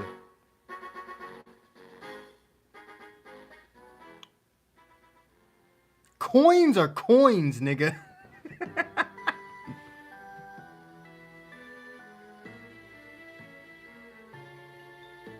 It's all hail, just quarters or more aggressive hail.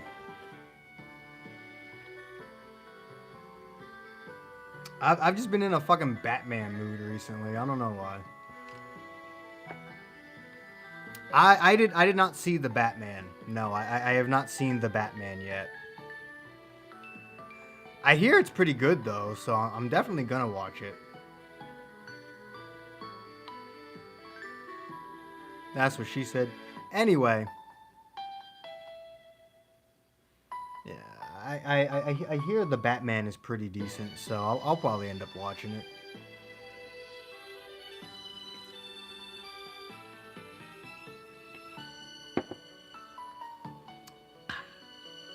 Oh, I put too much vodka in that.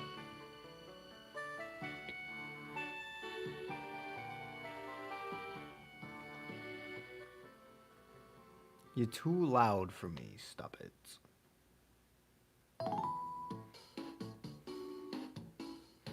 Nah, here's the thing. A drizzle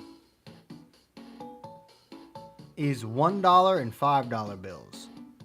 Rain is $20 and $50. A storm is $100 bills. All coins are hail.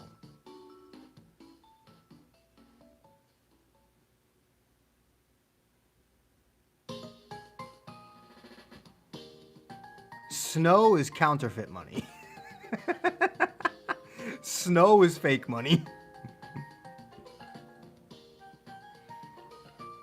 Because snow can't decide whether it wants to be a solid or a liquid, so it's fake as fuck.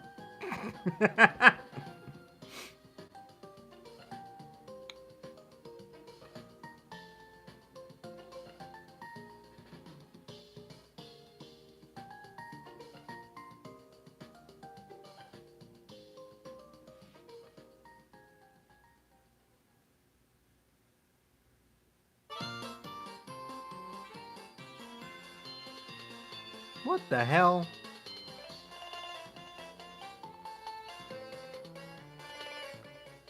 Bro, what is you talking about?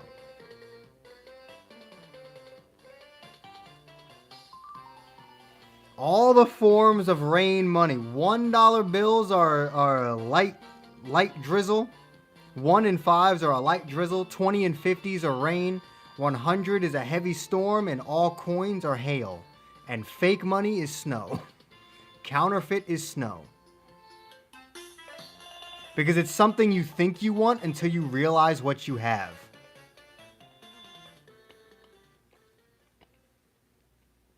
Counterfeit money is like snow. It's something you think you want until you actually realize what you've gotten.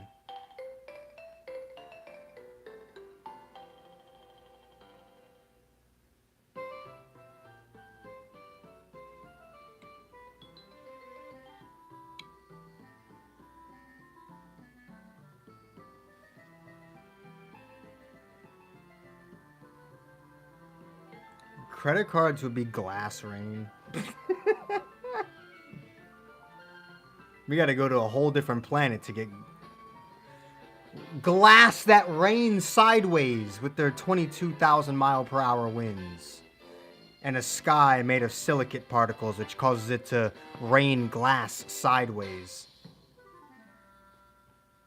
Could you imagine that? A storm on Earth that moved at 22,000 miles per hour that was raining glass sideways? That would destroy the entire planet. Well, it wouldn't destroy the planet itself, but it would certainly end all life on the planet. What would checks be?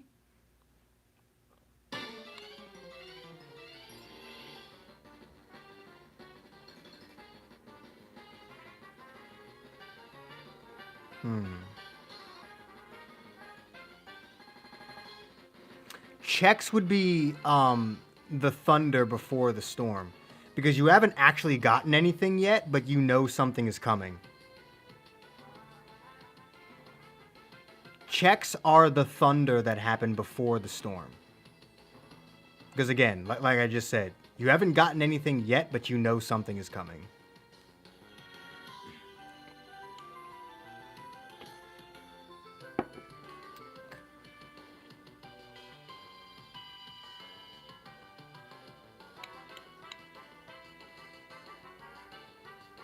I mean, it would probably kill most of the ocean, too, because winds that fast would cause massive tsunamis that would cause the oceans to, like, just part and become very low.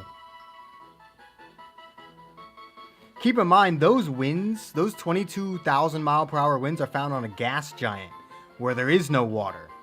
That happened on Earth, the water would be totally displaced. Every single continent on the planet would be underwater, and every underwater everything that lives underwater would likely be disturbed by it, if not just straight up killed.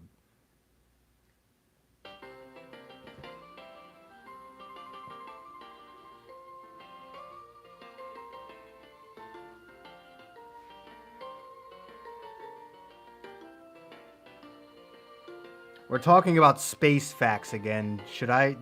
Is it time? Is it time that I go over more space facts? Oh no.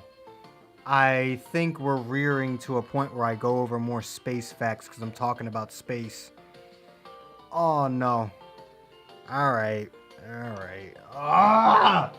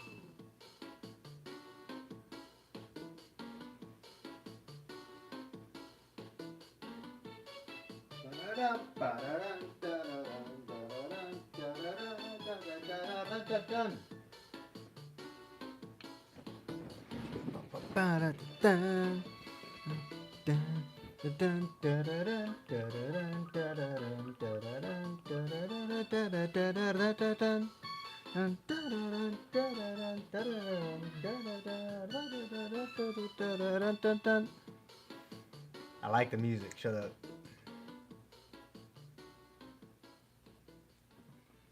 What do you mean cursed comments? Bum, ba-dum, dum. Bum, bum, bum, bum, bum, ba-dum, dum. Ba-da-da-da-da-da-dum. Bum, bum, ba-dum, dum, ba-dum.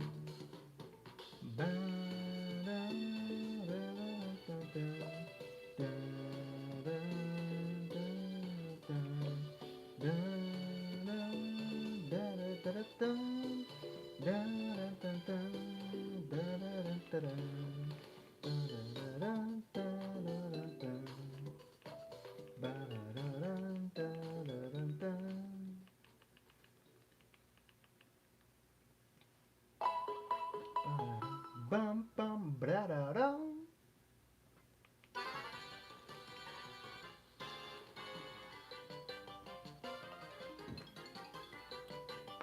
Alright, hold up. I found something that might be cool to debunk.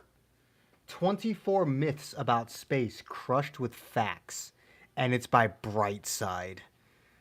Ugh.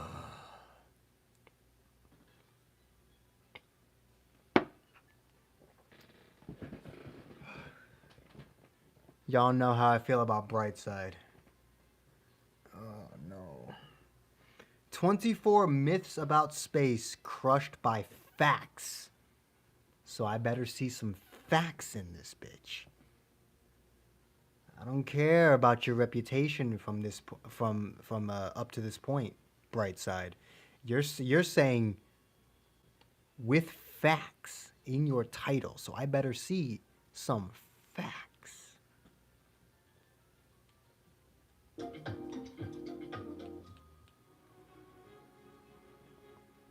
Yep, we all know what the sun is, why summer is hotter than winter, and that vacuum is absolutely empty. But do we really? It turns out No, not. I mean, no, I guess not. But fucking. things we think are common knowledge at this point are in reality What's up, Zeldrip? not so obvious. The sun is a fireball. Kinda. What we see as the sun in the skies is the result of innumerable. The sun is more of a plasma ball, not a fireball. There's no fire on the sun because fire requires oxygen.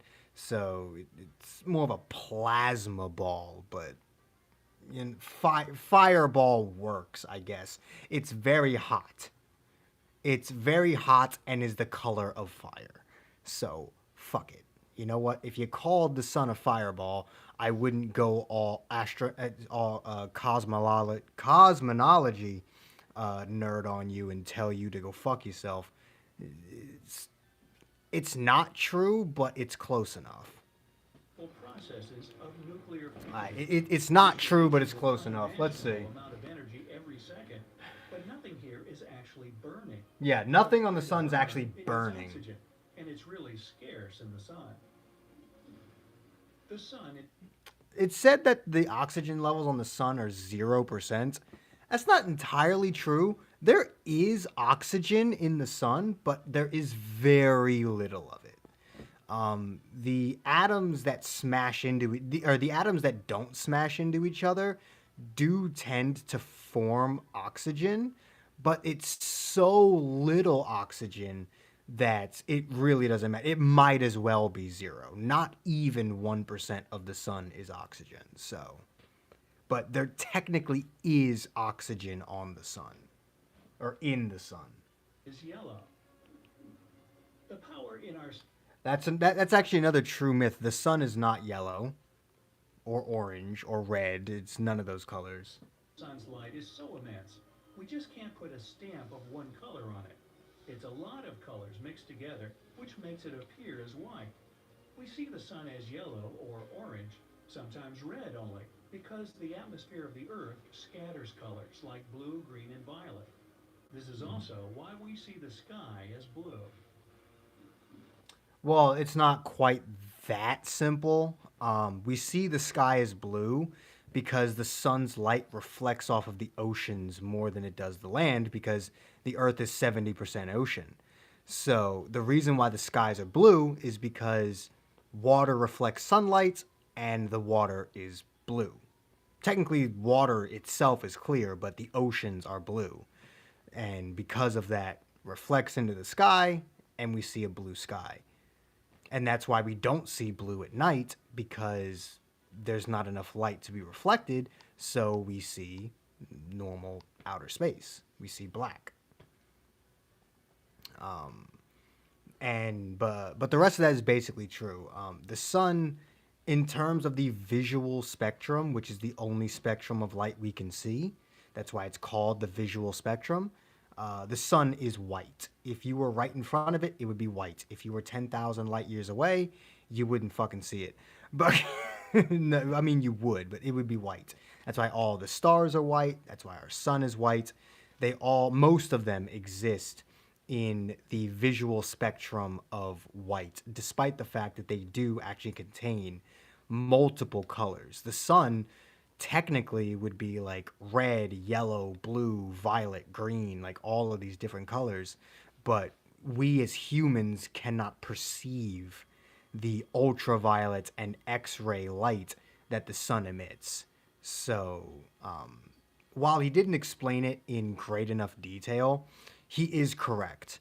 We only see white because that's the only color we can see because humans are only capable of seeing the visual light spectrum. Water is extremely rare in the universe. Both of the elements water consists of are among the most abundant stuff in the universe. We think water is scarce only because we rarely found it on our neighboring planets. But science proposes there are lots of huge worlds having up to half of their mass as water. Yes, there are full water worlds that are even bigger than Earth. There are what we would classify as super Earths that are entirely made of water, with no land at all, at least no surface land. Any land that may exist would be underwater. Water is not that rare. The only condition there is to make water is oxygen and being in the habitable zone of the star, which plenty of planets have. And so water is that is a true. I've never heard that myth before, but you know, it just assuming that this is a prominent myth. Yeah, water is not rare in the universe whatsoever. There's a lot of water. There's a lot of liquid in general, but specifically H2O type of water. There is a lot of it in the universe. To compare, our planet's mass is only 0.02% water.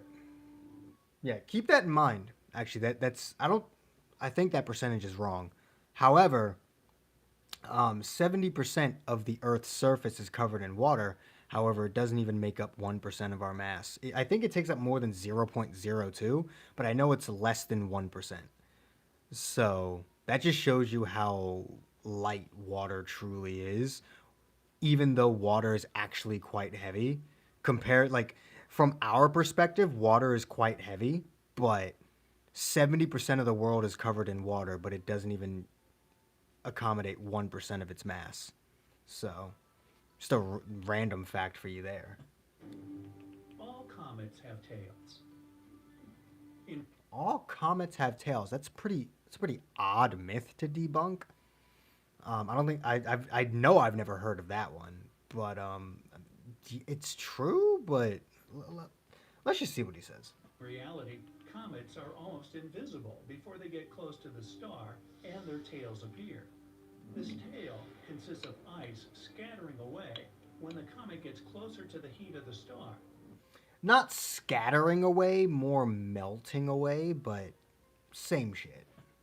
If the comet isn't heated, it won't have a tail. The void of space is cold. That's actually one that is a very prominent myth that is very wrong. Space is not cold at all. The average temperature of outer space right now, I believe, is like somewhere between 7 and 10,000 degrees Kelvin. You'll never notice that because it's spread across all of the universe, but space is not cold. There are certain pockets of space that are very cold, like there's a certain I forget which nebula it is, but there's a nebula that is 1 degree above absolute zero, which I think is like negative 420 something, 27 degrees Celsius. Like there are very cold places in space, but space as a whole is actually quite hot. Space isn't just cold, it's extremely cold. Minus 454 degrees Fahrenheit. Nothing a sweater can save you from. But relatively close to the sun, it gets up to 250 degrees. This is also Yeah, in pure voids, I was about to get mad, but he mentioned the star thing. In pure voids or in very specific nebulas, temperatures get very low, but stars produce a lot of heat and they project that heat for a very long distance. And because there's so many stars, you'll seldom ever be in a situation where you'll freeze to death in outer space. why spacesuits are white. They need to reflect as much light and heat as possible.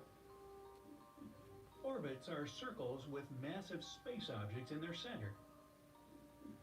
While the sun holds planets in their orbits due to its gravitational pull, planets have their own pull that shifts the center of orbit away from the sun. It looks more like they dance with each other. Yeah, orbits are not perfectly circular. You look at a diagram of the orbit of any planet, it is not a perfect circle.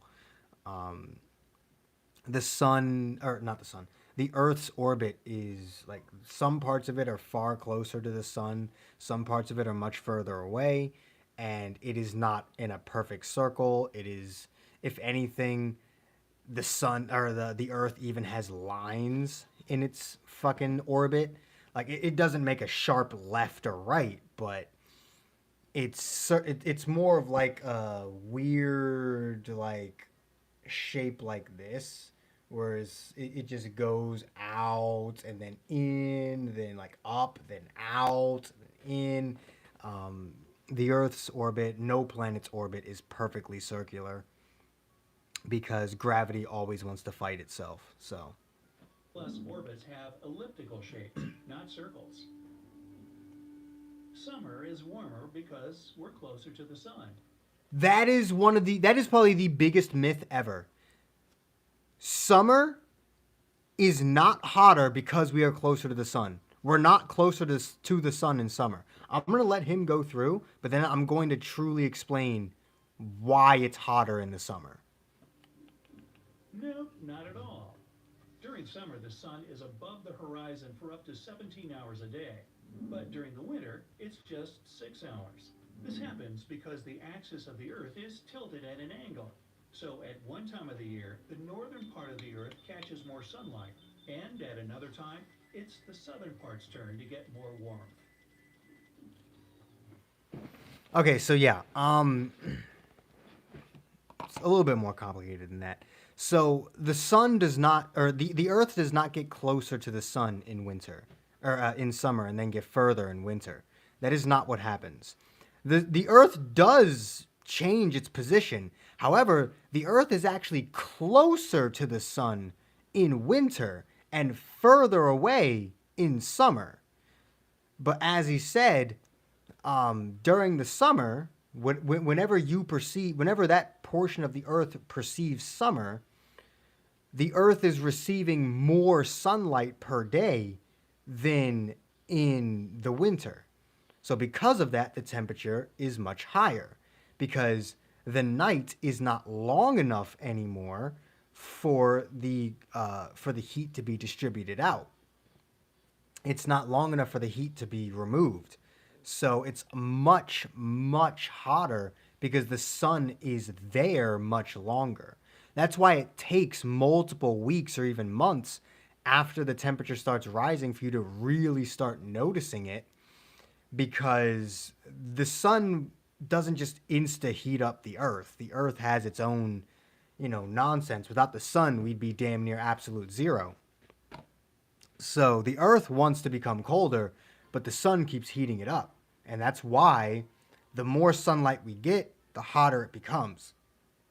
But the earth is actually closer to the sun during the winter, but we don't get as much sunlight because of our position with both the axis and the sun itself. Astronauts work out on orbit because they need muscular bodies to work in space. The gravity on orbit doesn't affect your body, and it doesn't work as much. Astronauts work out because they need to be ready to return back to Earth and its gravity without feeling like they're about to get squished. That is somewhat true. Basically true. If you stay in outer space too long, your muscular integrity will become smaller, your muscles will shrink, you will become weaker, you will become taller, and you have to work out in outer space. Otherwise, you will come back and feel like you weigh 10 times more, even though you actually weigh about like 30 pounds less. It's difficult to go through asteroid belts. That is another good myth. The asteroid belt is not hard to maneuver through whatsoever. The asteroids are so far apart from each other, the odds of you actually encountering one are next to zero. Well, unlike the movies, real asteroid belts are kind of boring and empty. Between two space rocks in a belt lie huge distances of nothing at all. Going through one in a spaceship with decent planning would be a walk in the park, except you're in space. Sound and fire in space. Yes, there is no sound in space because there's no medium to carry sound. Sound is the vibration of air molecules. There's no air in outer space, and there's no fire in outer space because there's no oxygen. There's no oxygen in space, so if a spaceship goes boom, any fire will burn out the oxygen inside the ship and then just fade. And in the vacuum of space, there's not enough matter to transfer the sound. The sun would be definitely loud otherwise, since it basically produces innumerable colossal blasts happening every moment. Yeah, if sound could be carried in outer space, the sun would cause us all to go deaf. The sun would be so unfathomably loud that humans would not have developed the ability to hear. Like, ears would not exist because there's no way you could hear anything unless humans somehow managed to evolve in a way that allowed them to be resistant to the sounds of the sun. The sun would be so it's literally millions of nuclear bombs going off every single second, and you would definitely hear it if sound traveled in outer space. So be happy that sound doesn't travel in outer space, because if it did, humans would not would likely not have a sense of hearing. No animal would. Light years are units of time. If you like sci-fi stories or read science Light years are not units of time, they are units of distance. articles, you know this for sure. But some people still don't realize a light year is not time, but the distance one photon can go through the vacuum of space in a year. One Earth year. That is a a very important distinction to make because one Earth year is not one Jupiter year, right? So it's how long a photon particle, a light particle, travels in one Earth year, around 3.461 trillion kilometers.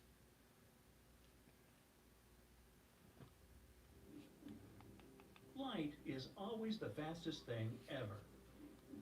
Light is the fastest particle. It's the fastest thing in the universe. However, the universe itself expands faster than light.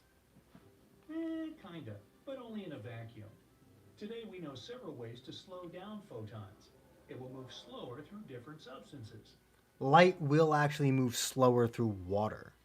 Fun fact. I don't know if he'll mention that or not, but light does move slower, slightly slower through water. Electrons, on the other hand, will move at the same speed in these substances, and sometimes they will be even faster than light. Yes, an electron in water will move faster than light, so it's just there's that, I guess. But technically speaking, the top speed of light is still the fastest thing in the universe, with the universe expansion being the only thing that moves faster. The vacuum of space is absolutely empty.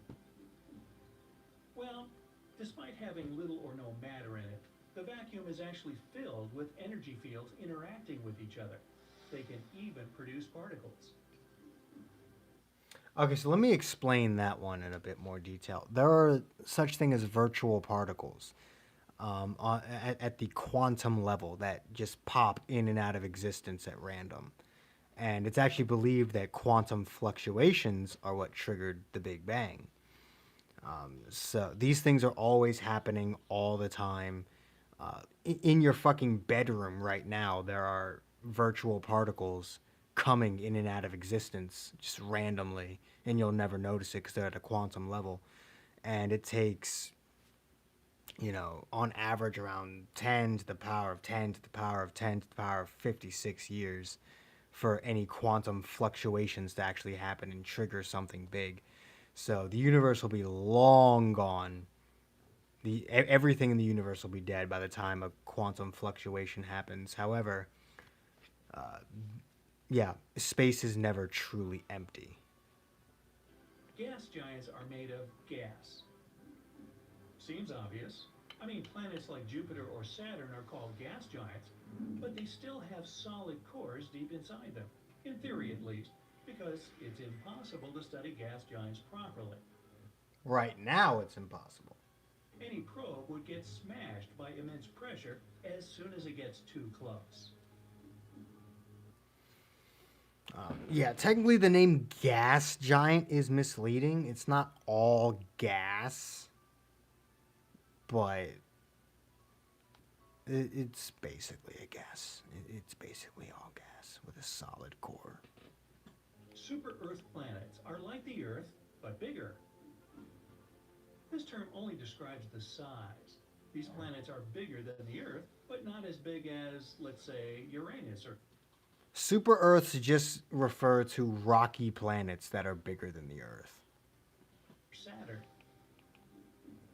Black holes swallow everything around them like colossal funnels. Not true. Again, another myth.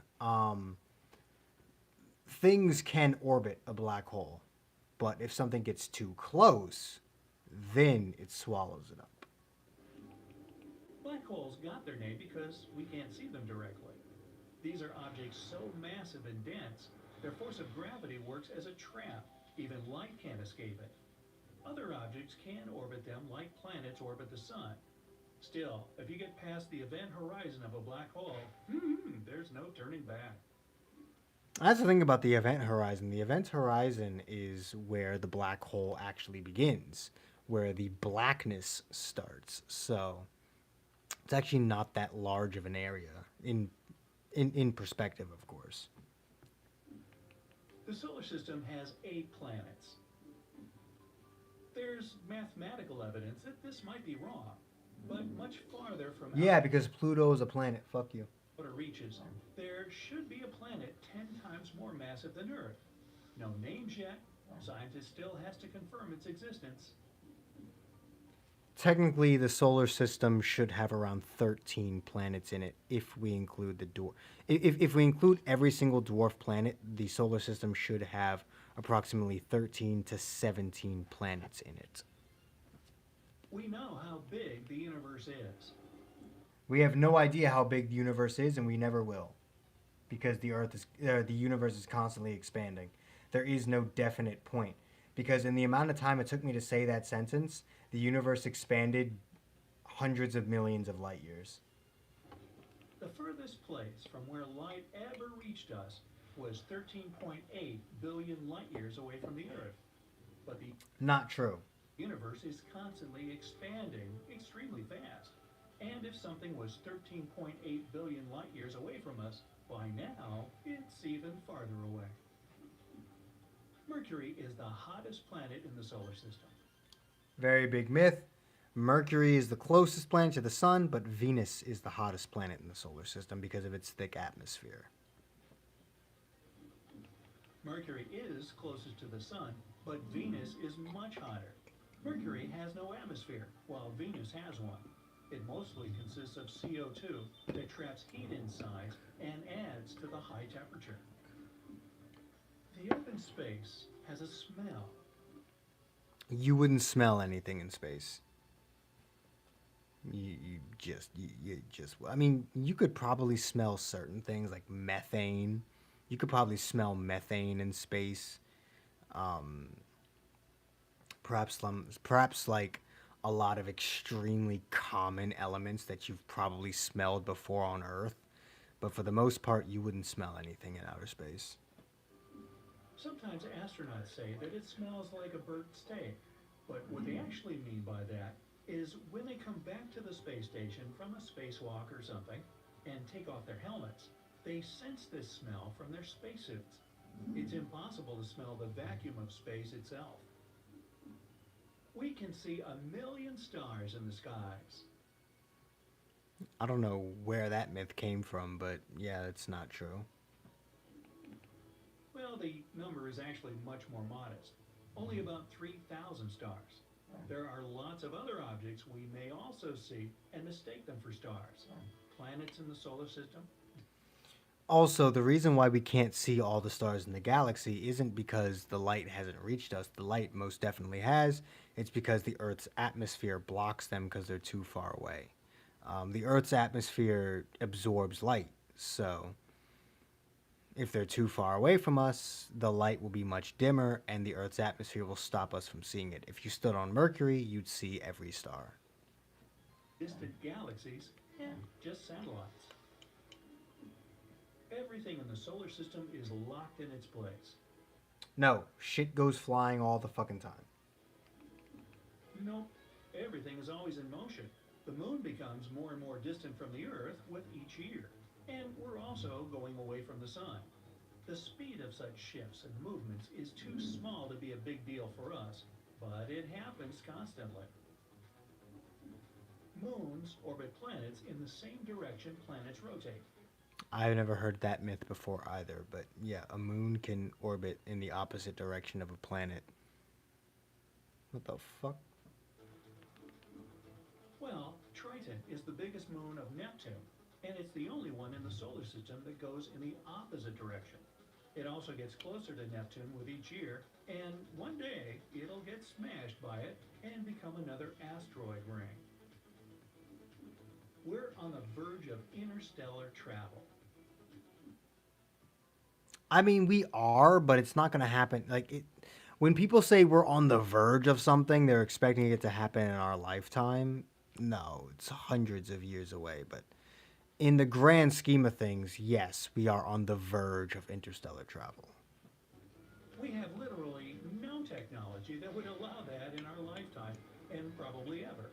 Nothing can go faster than light, and for big objects, it's virtually impossible to reach even a fraction of such speed. You don't have to move faster than light. All you have to do is bend space time around you. That is what a warp drive does. A warp drive bends space time around an object, thus shortening the distance between point A and point B. You're not traveling faster than the speed of light, you're simply shortening the distance that you have to travel, which is technology that is entirely possible and currently in development by NASA. That means that going interstellar would take ages upon ages to do, and people have no idea how to So, this is the first myth that he doesn't debunk correctly. get around this problem. But interstellar travel does make for exciting movies, and it prevents space movies from being 50 years long, which would make the classic phrase, "Are we there yet?" even more annoying. Hey, if you learned something new today, Okay, so pretty much everything was perfectly fine. The very last fact he debunks incorrectly, but it is still a debunkable fact, so it's whatever. Yeah, video was perfectly fine. Honestly, he just didn't explain anything properly, which is my biggest issue with this channel. It's not even the fact that most of their shit is wrong; it's the fact that they don't explain anything properly. But that's why I'm here. I explained everything properly, and yeah, it's an okay video, I suppose. Needed to be about 20 minutes longer, but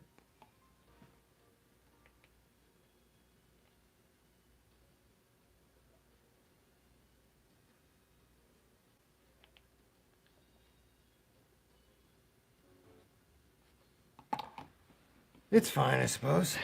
Hold up.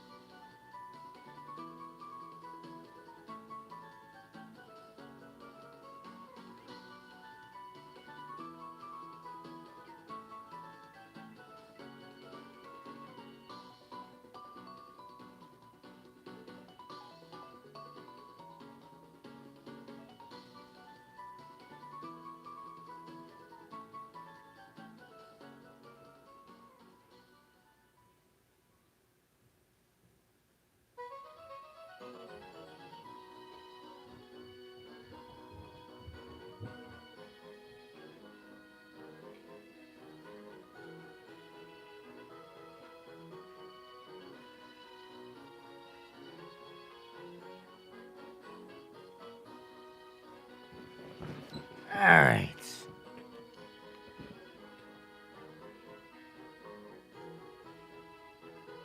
Bruh. They wouldn't be so stupid. Also, yeah, I left to grab some food. 38 space facts to learn a lot without textbooks. Thanks to cutting-edge technologies, astronomers keep learning new, exciting facts about space almost every day. Faraway galaxies, bizarre spinning stars, mind-boggling planets where it rains glass. How many more surprises does the universe have for us humans? Infinite. So, a day on Uranus lasts 17 hours, 14 minutes, and 24 seconds. Yep. But since the planet has a tilt of around 98 degrees, a season on this gas giant lasts 21 Earth years. A Yup. star 50 light years away from Earth has 90% of its mass crystallized, and its interior is made of carbon. That means the star, named Lucy, is the biggest diamond ever found. Yup. The densest objects in space are neutron stars. They are the size of a small city, yet their mass is about 1.5 times that of our sun. A single teaspoon of neutron star material would weigh 1 billion tons, and the gravity on a neutron star is 2 billion times stronger than the gravity on our planet. Heavy. On Earth, sound travels to our ears through vibrating air molecules. Yep. In space, the empty areas between stars and planets are, well, moleculous. That's why the sound can't travel, and we can't hear anything. Discovered in 2017, Kelt 9b is the hottest planet we know of. The temperatures there can reach 7,800 degrees Fahrenheit. That's because Kelt 9b orbits extremely close to its star, Kelt 9. It's way hotter and bigger than our sun. Experts believe that the giant star might one day evaporate the entire planet with its intense heat. Mars has 2 moons, Phobos and Deimos. In the next 30 to 50 million years, the planet's gravitational forces will tear Phobos apart. It'll probably result in the formation of a ring around Mars. Saturn's rings weren't discovered all at once. It happened gradually, and they were named alphabetically in the order the scientists found them. They go like this: D, C, B, A, F, G, E. Pronounced Dephafudge, I think. Shut up. The moon is the closest natural satellite to the sun. Mercury and Venus, which are closer to the sun than our planet, don't have satellites. At 4.6 billion years old, the sun is a middle-aged star. It's Yup. halfway through its life and is known as a yellow dwarf. After becoming a Yellow dwarf doesn't exist! The sun will swell into a red giant and swallow Mercury, Venus, and Earth. It's a main Then sequence! it will down and turn into a white dwarf. I won't be around that. Good thing, too. Because of the low gravity, small hard dust is all over the moon. It makes astronauts feel symptoms similar to hay fever. The dust also gets into spacesuits, ruining them. But at sunset and sunrise, the dust sort of dances rather beautifully. Electromagnetic forces make the particles float. Astronauts Sleepy, wear you know what? orange So am I, spacesuits bruh. during the launch and re-entry of the spaceship. The color stands out and makes it easier to spot people and rescue them. The white suits are equipped. Honestly, so am I, but and we help still got astronauts 32 minutes survive left in of the outer stream. space. Speaking of which, a spacesuit costs around $12 million. It protects astronauts from scorching heat, space dust, and extreme weather conditions.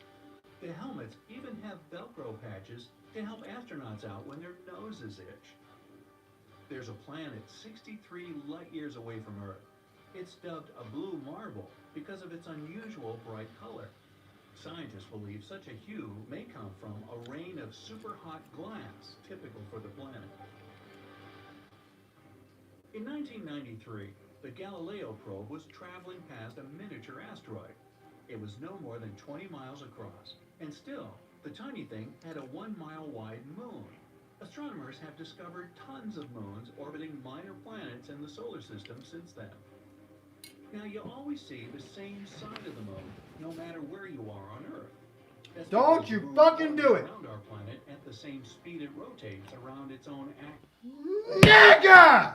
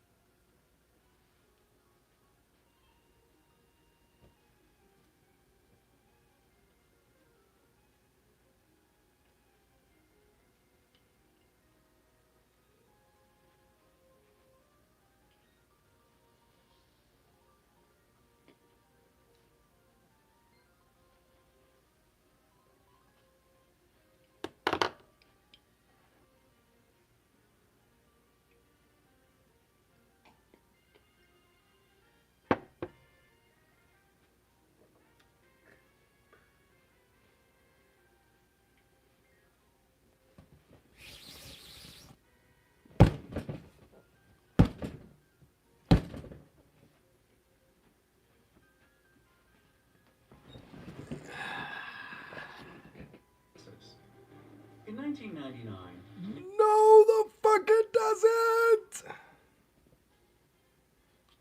NASA lost a Mars orbiter because one engineering team was using the metric system and another was doing calculations with the help of the imperial system. The moon is not an ideal sphere. It's shaped more like an egg because of the Earth's gravity. Decades ago, astronomers thought Mercury didn't rotate around its axis. They also believed that the same side of the planet always faced the sun. Only in 1965, scientists discovered that the planet does rotate, but at a snail's pace.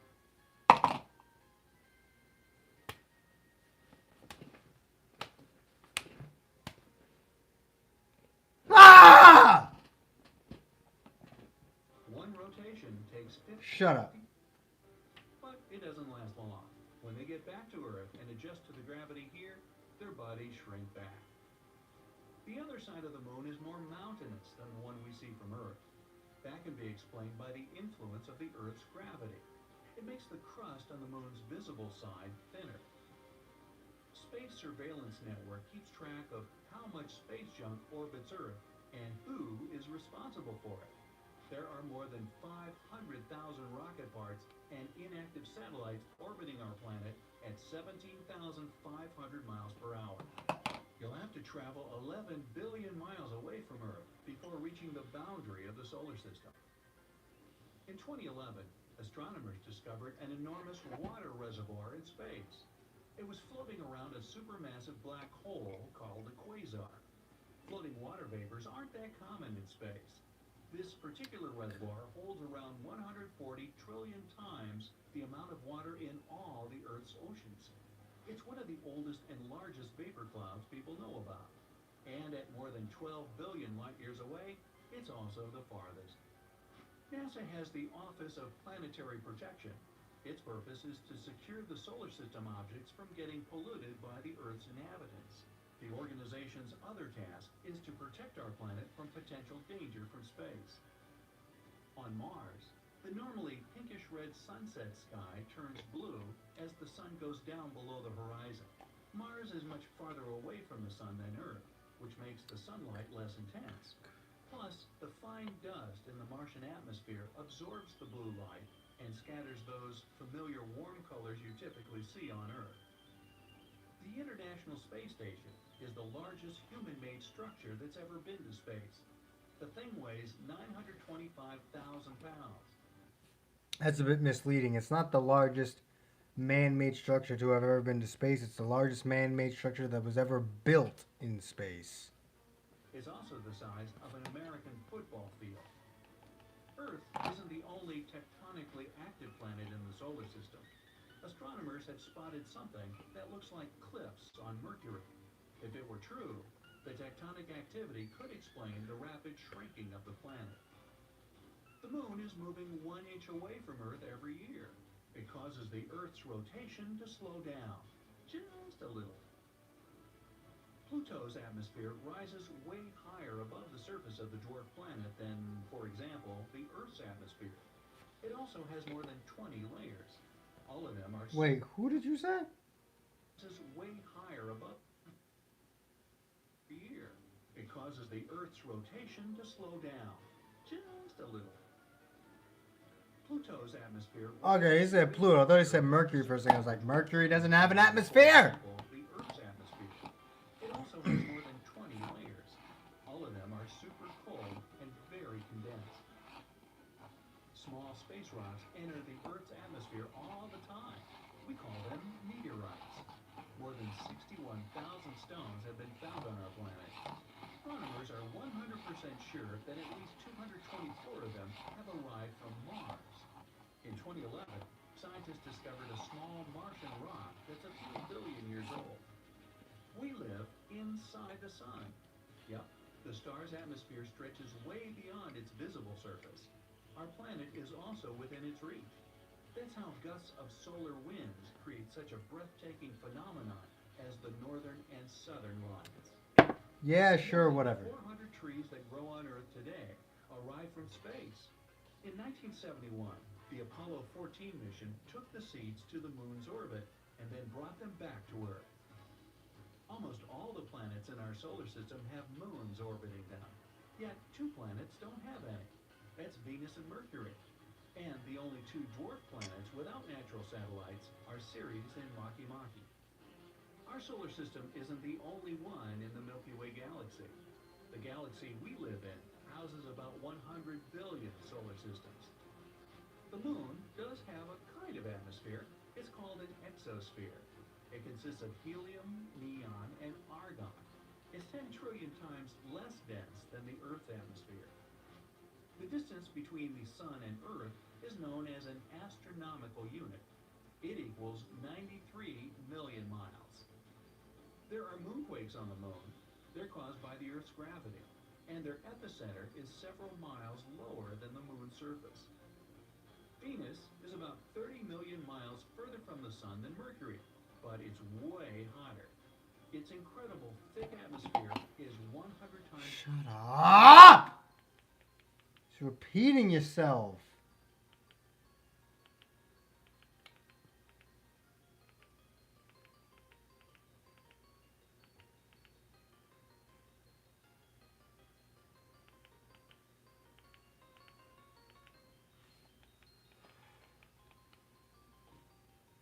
Oh God, TikTok space facts. All right, fine.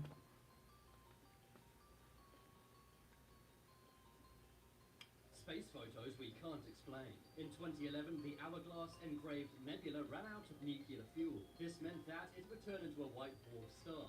But just as it was running out of nuclear fuel, it began looking like this. Many said this looks like some kind of eye watching over the universe. Some even said maybe this is the eye of the creator of the universe. It's called a supernova! Years back, Google launched a tool using NASA satellite imagery. It allowed you to explore the moon for yourself. But it didn't take long before someone found this on the moon. It looks like a figure walking around, but right now we don't know what this is. It's called a shadow. Oh my God, things on the moon stay much longer than they do on Earth because nothing is there to move them. So you'll see weird shit on the moon if you look at it. Oh my God. In 2009, NASA's L-Cross spacecraft went to the moon. During the mission, a bizarre photograph was taken from the spacecraft. It looks like some kind of hidden base, maybe on the moon. It's a fucking square crater. You don't think there are any asteroids in the entire universe that are square shaped? And some have even said this could be a nuclear base located on the moon. No! It's not happening. Remember a couple months back when it was announced that the former Israel chief of space security announced that there was a galactic federation of aliens that exist? Well, update! Well, a couple of days ago, Canada's ex-defense minister announced this. That not only aliens are living among us, but also he had reports of 88 different species of aliens that humans know about. And that the species that currently walk among us are called the Nordic blondes, which look indistinguishable from humans. There are no aliens on this fucking planet. Oh my God. There are no extraterrestrials on this planet. They don't exist. They don't exist. Any extraterrestrial would be so far away that we would see them coming years in advance. we would see any form of extraterrestrial unless they were using a warp drive coming years in advance. And even with a warp drive, we would still see them within hours of their arrival. Oh my god. There are no fucking aliens walking among us. Area 51 is not harboring aliens. There are no extraterrestrials on Earth. You might think, what are the chances of that? It's kind of crazy. Why would you say it? The odds stink that that's not impossible. Of these coming peace, they're not telling us how to do things. It's accepted that Earth is ours, that we choose how to run our own planet. However, they don't like and have expressed their discomfort at our destructive weapons, pollution, and climate change. They've given us a warning. That's just humans! You know, science still can't answer what was here before the Big Bang. Because the Big Bang was supposed to be the beginning of time and space. So what would there be without any time and no space? No. The Big Bang was not the beginning of space. It was the beginning of time. Because time only exists if you have something to measure it against. Time only exists if you have something to measure it against. That is why there was no time before the Big Bang, because there was nothing to measure it against. But space still existed and was still infinite in all directions. Space was still there. Time was not, because there was nothing tangible to measure time against. But there wasn't just nothing and it suddenly turned into everything. There was something and it turned into the universe.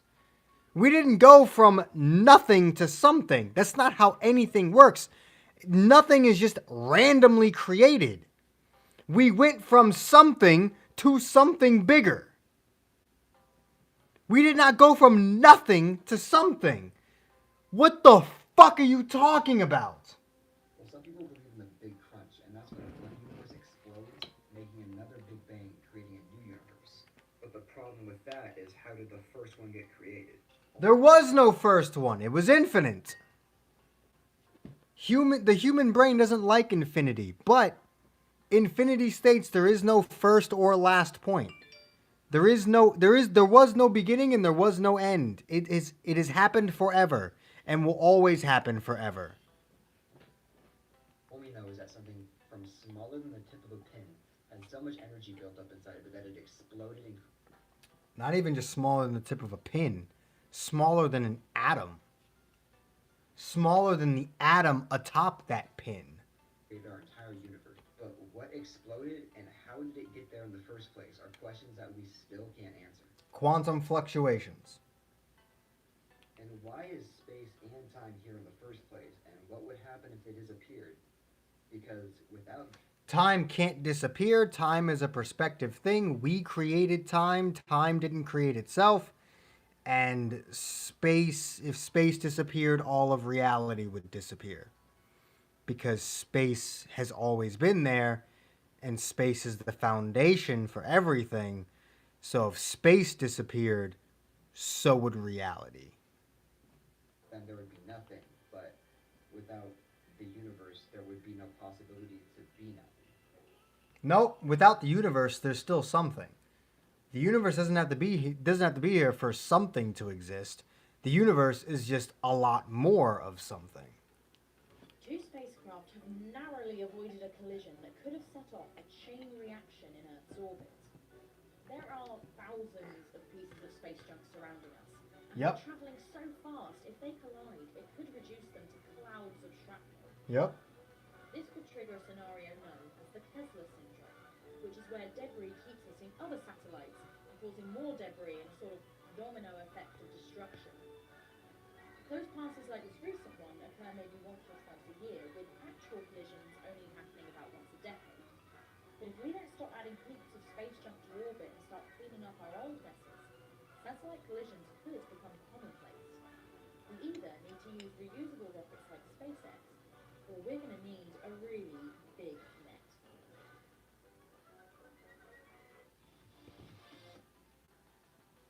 I got David Dobrik.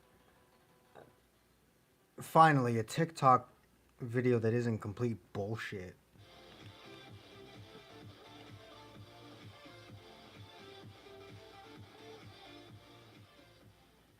NASA has detected a mysterious hum on Mars, but no one knows what causing it. The InSight lander's main objective is to study seismic activity on Mars, and it has already detected over 400. Ah! But there's been a constant hum inside Mars ever since it got there. Earth also has a constant hum, but these two are very different. The only thing they know about this hum is that it has to do with Mars geology.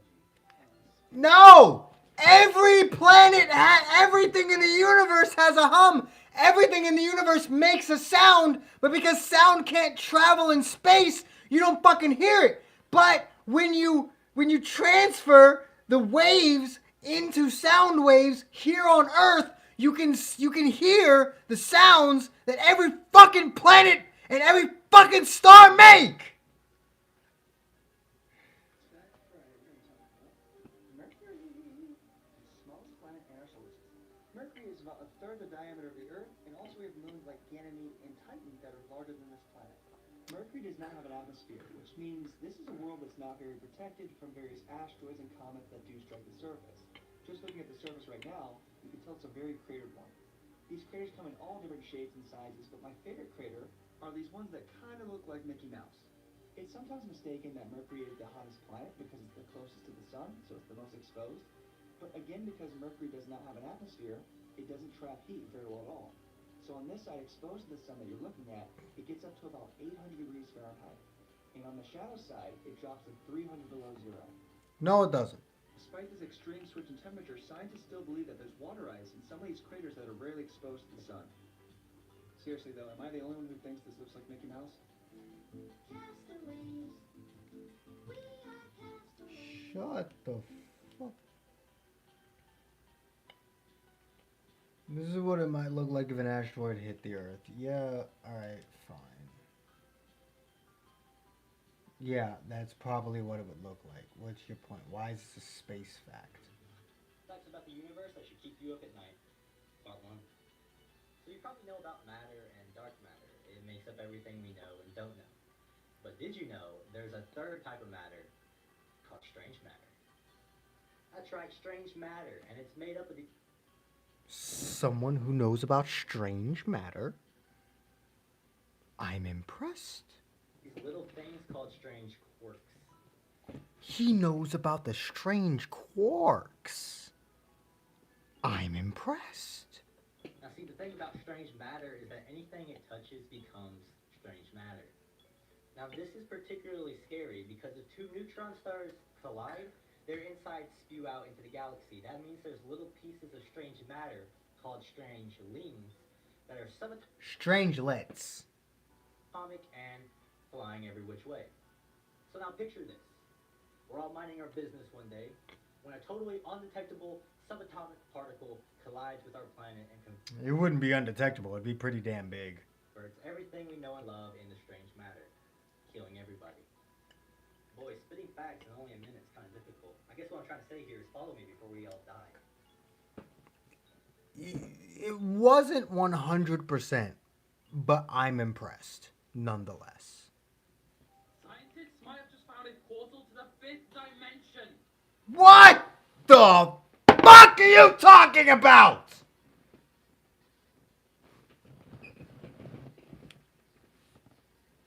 I need to stop. Could this be a gateway to the multiverse? This comes from scientists trying to figure out where the fat dark matter comes from. You know, the thing that makes up about 75% of all matter, which we know next to nothing about. Stay with me for this next part. They believe particles called fermions are being warped into the 5th dimension, leaving behind dark matter. Scientists then believe that they could figure out how this happens and then harness it. Then open like a gateway ourselves. If this happens, it could be What fucking Scientology book did you read to figure that out? leaps towards time travel and the entrance to the multiverse. This, however, would need a wave of new physics. Up to this point, we know very little about dark matter. It's a mystery. This could be like a real-life Stranger Things. You know what? Every single time you appear on my screen, I just want to punch you in the fucking face. I just want to punch you in your stupid fucking face. Actually, that's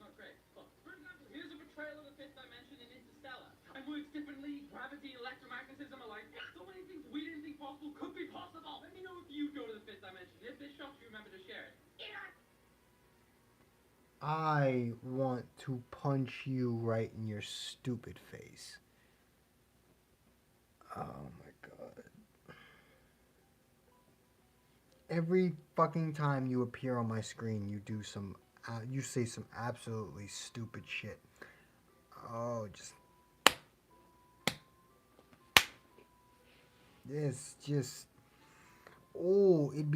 you know what? Arrest me for assault with a deadly weapon, because I will use my hands may be registered as deadly weapons, but I swear to God, I ever meet you, I will use my hands as deadly weapons, because you are a fucking idiot.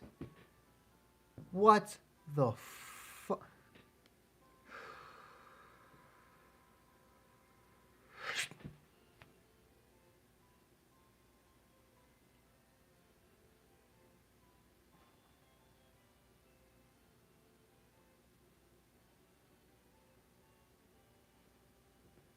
We got 9 minutes till the end of the stream, so that's going to be the end of the reactions.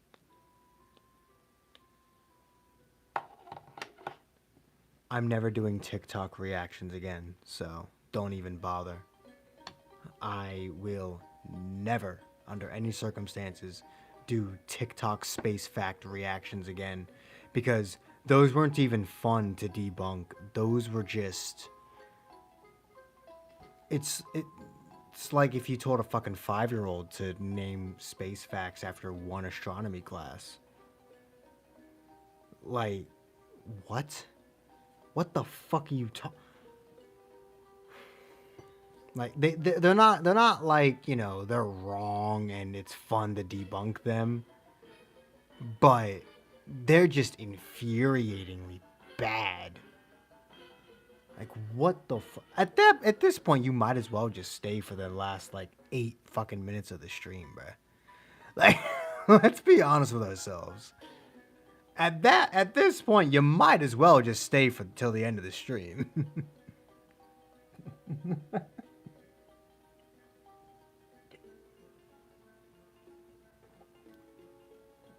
But if you are gonna leave, then, you know, peace, obviously. But still, I'm literally ending the stream in 7.5 minutes. Like,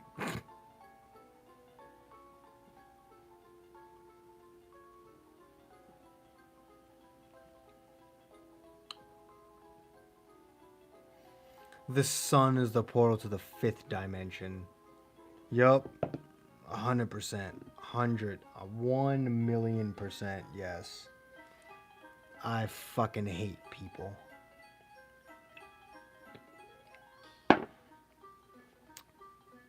How can anyone look at that shit and be like, wow, I didn't know that? Even someone who knows nothing about space should know that that's a bunch of bullshit. Oh, no. I don't understand. I don't understand. How the fuck do people get popular spewing bullshit? Though I guess that's nothing new, right? Both on YouTube, like YouTube, Twitter, TikTok, Instagram, there's plenty of people that get famous for spewing bullshit. Ugh. Whatever, man. Whatever. Yeah. Whatever. Sorry, I had the cough and then I raised my neck up and it like fucked my throat up.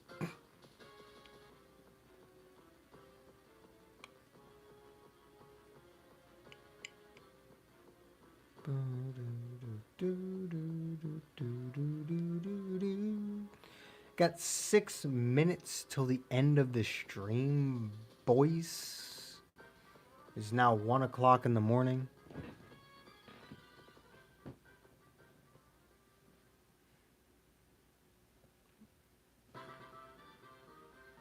This is gonna be a very low viewed stream, I think I've noticed, but it's fine.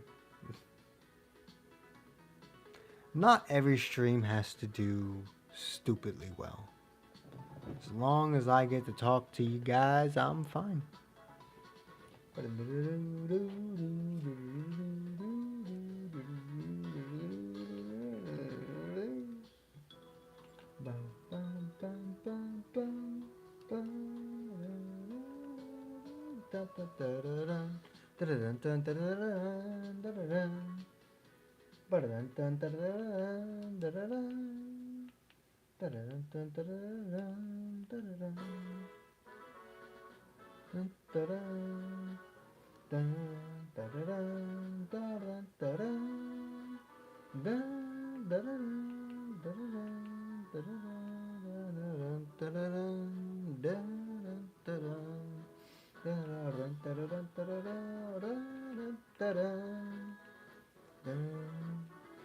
I just really like Pokemon music, bruh.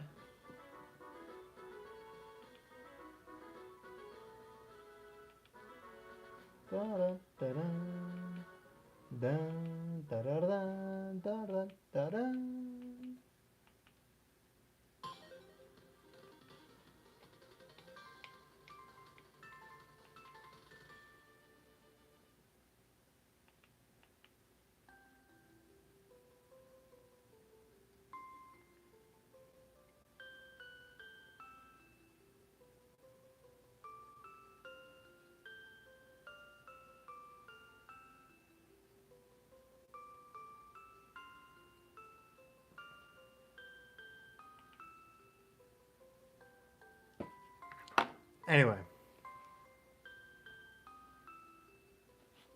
you know what? You guys may not like what I'm about to do, but it's gotta happen. I wanted to do a Final Fantasy VII OST, but then I realized that Final Fantasy VII has a couple copyrighted songs in it, so I then decided against it. You guys may not like what I'm about to do, but it's gotta happen. Obviously, there are ways to stop it,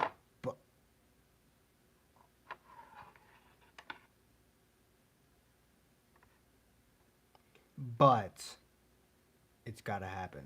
So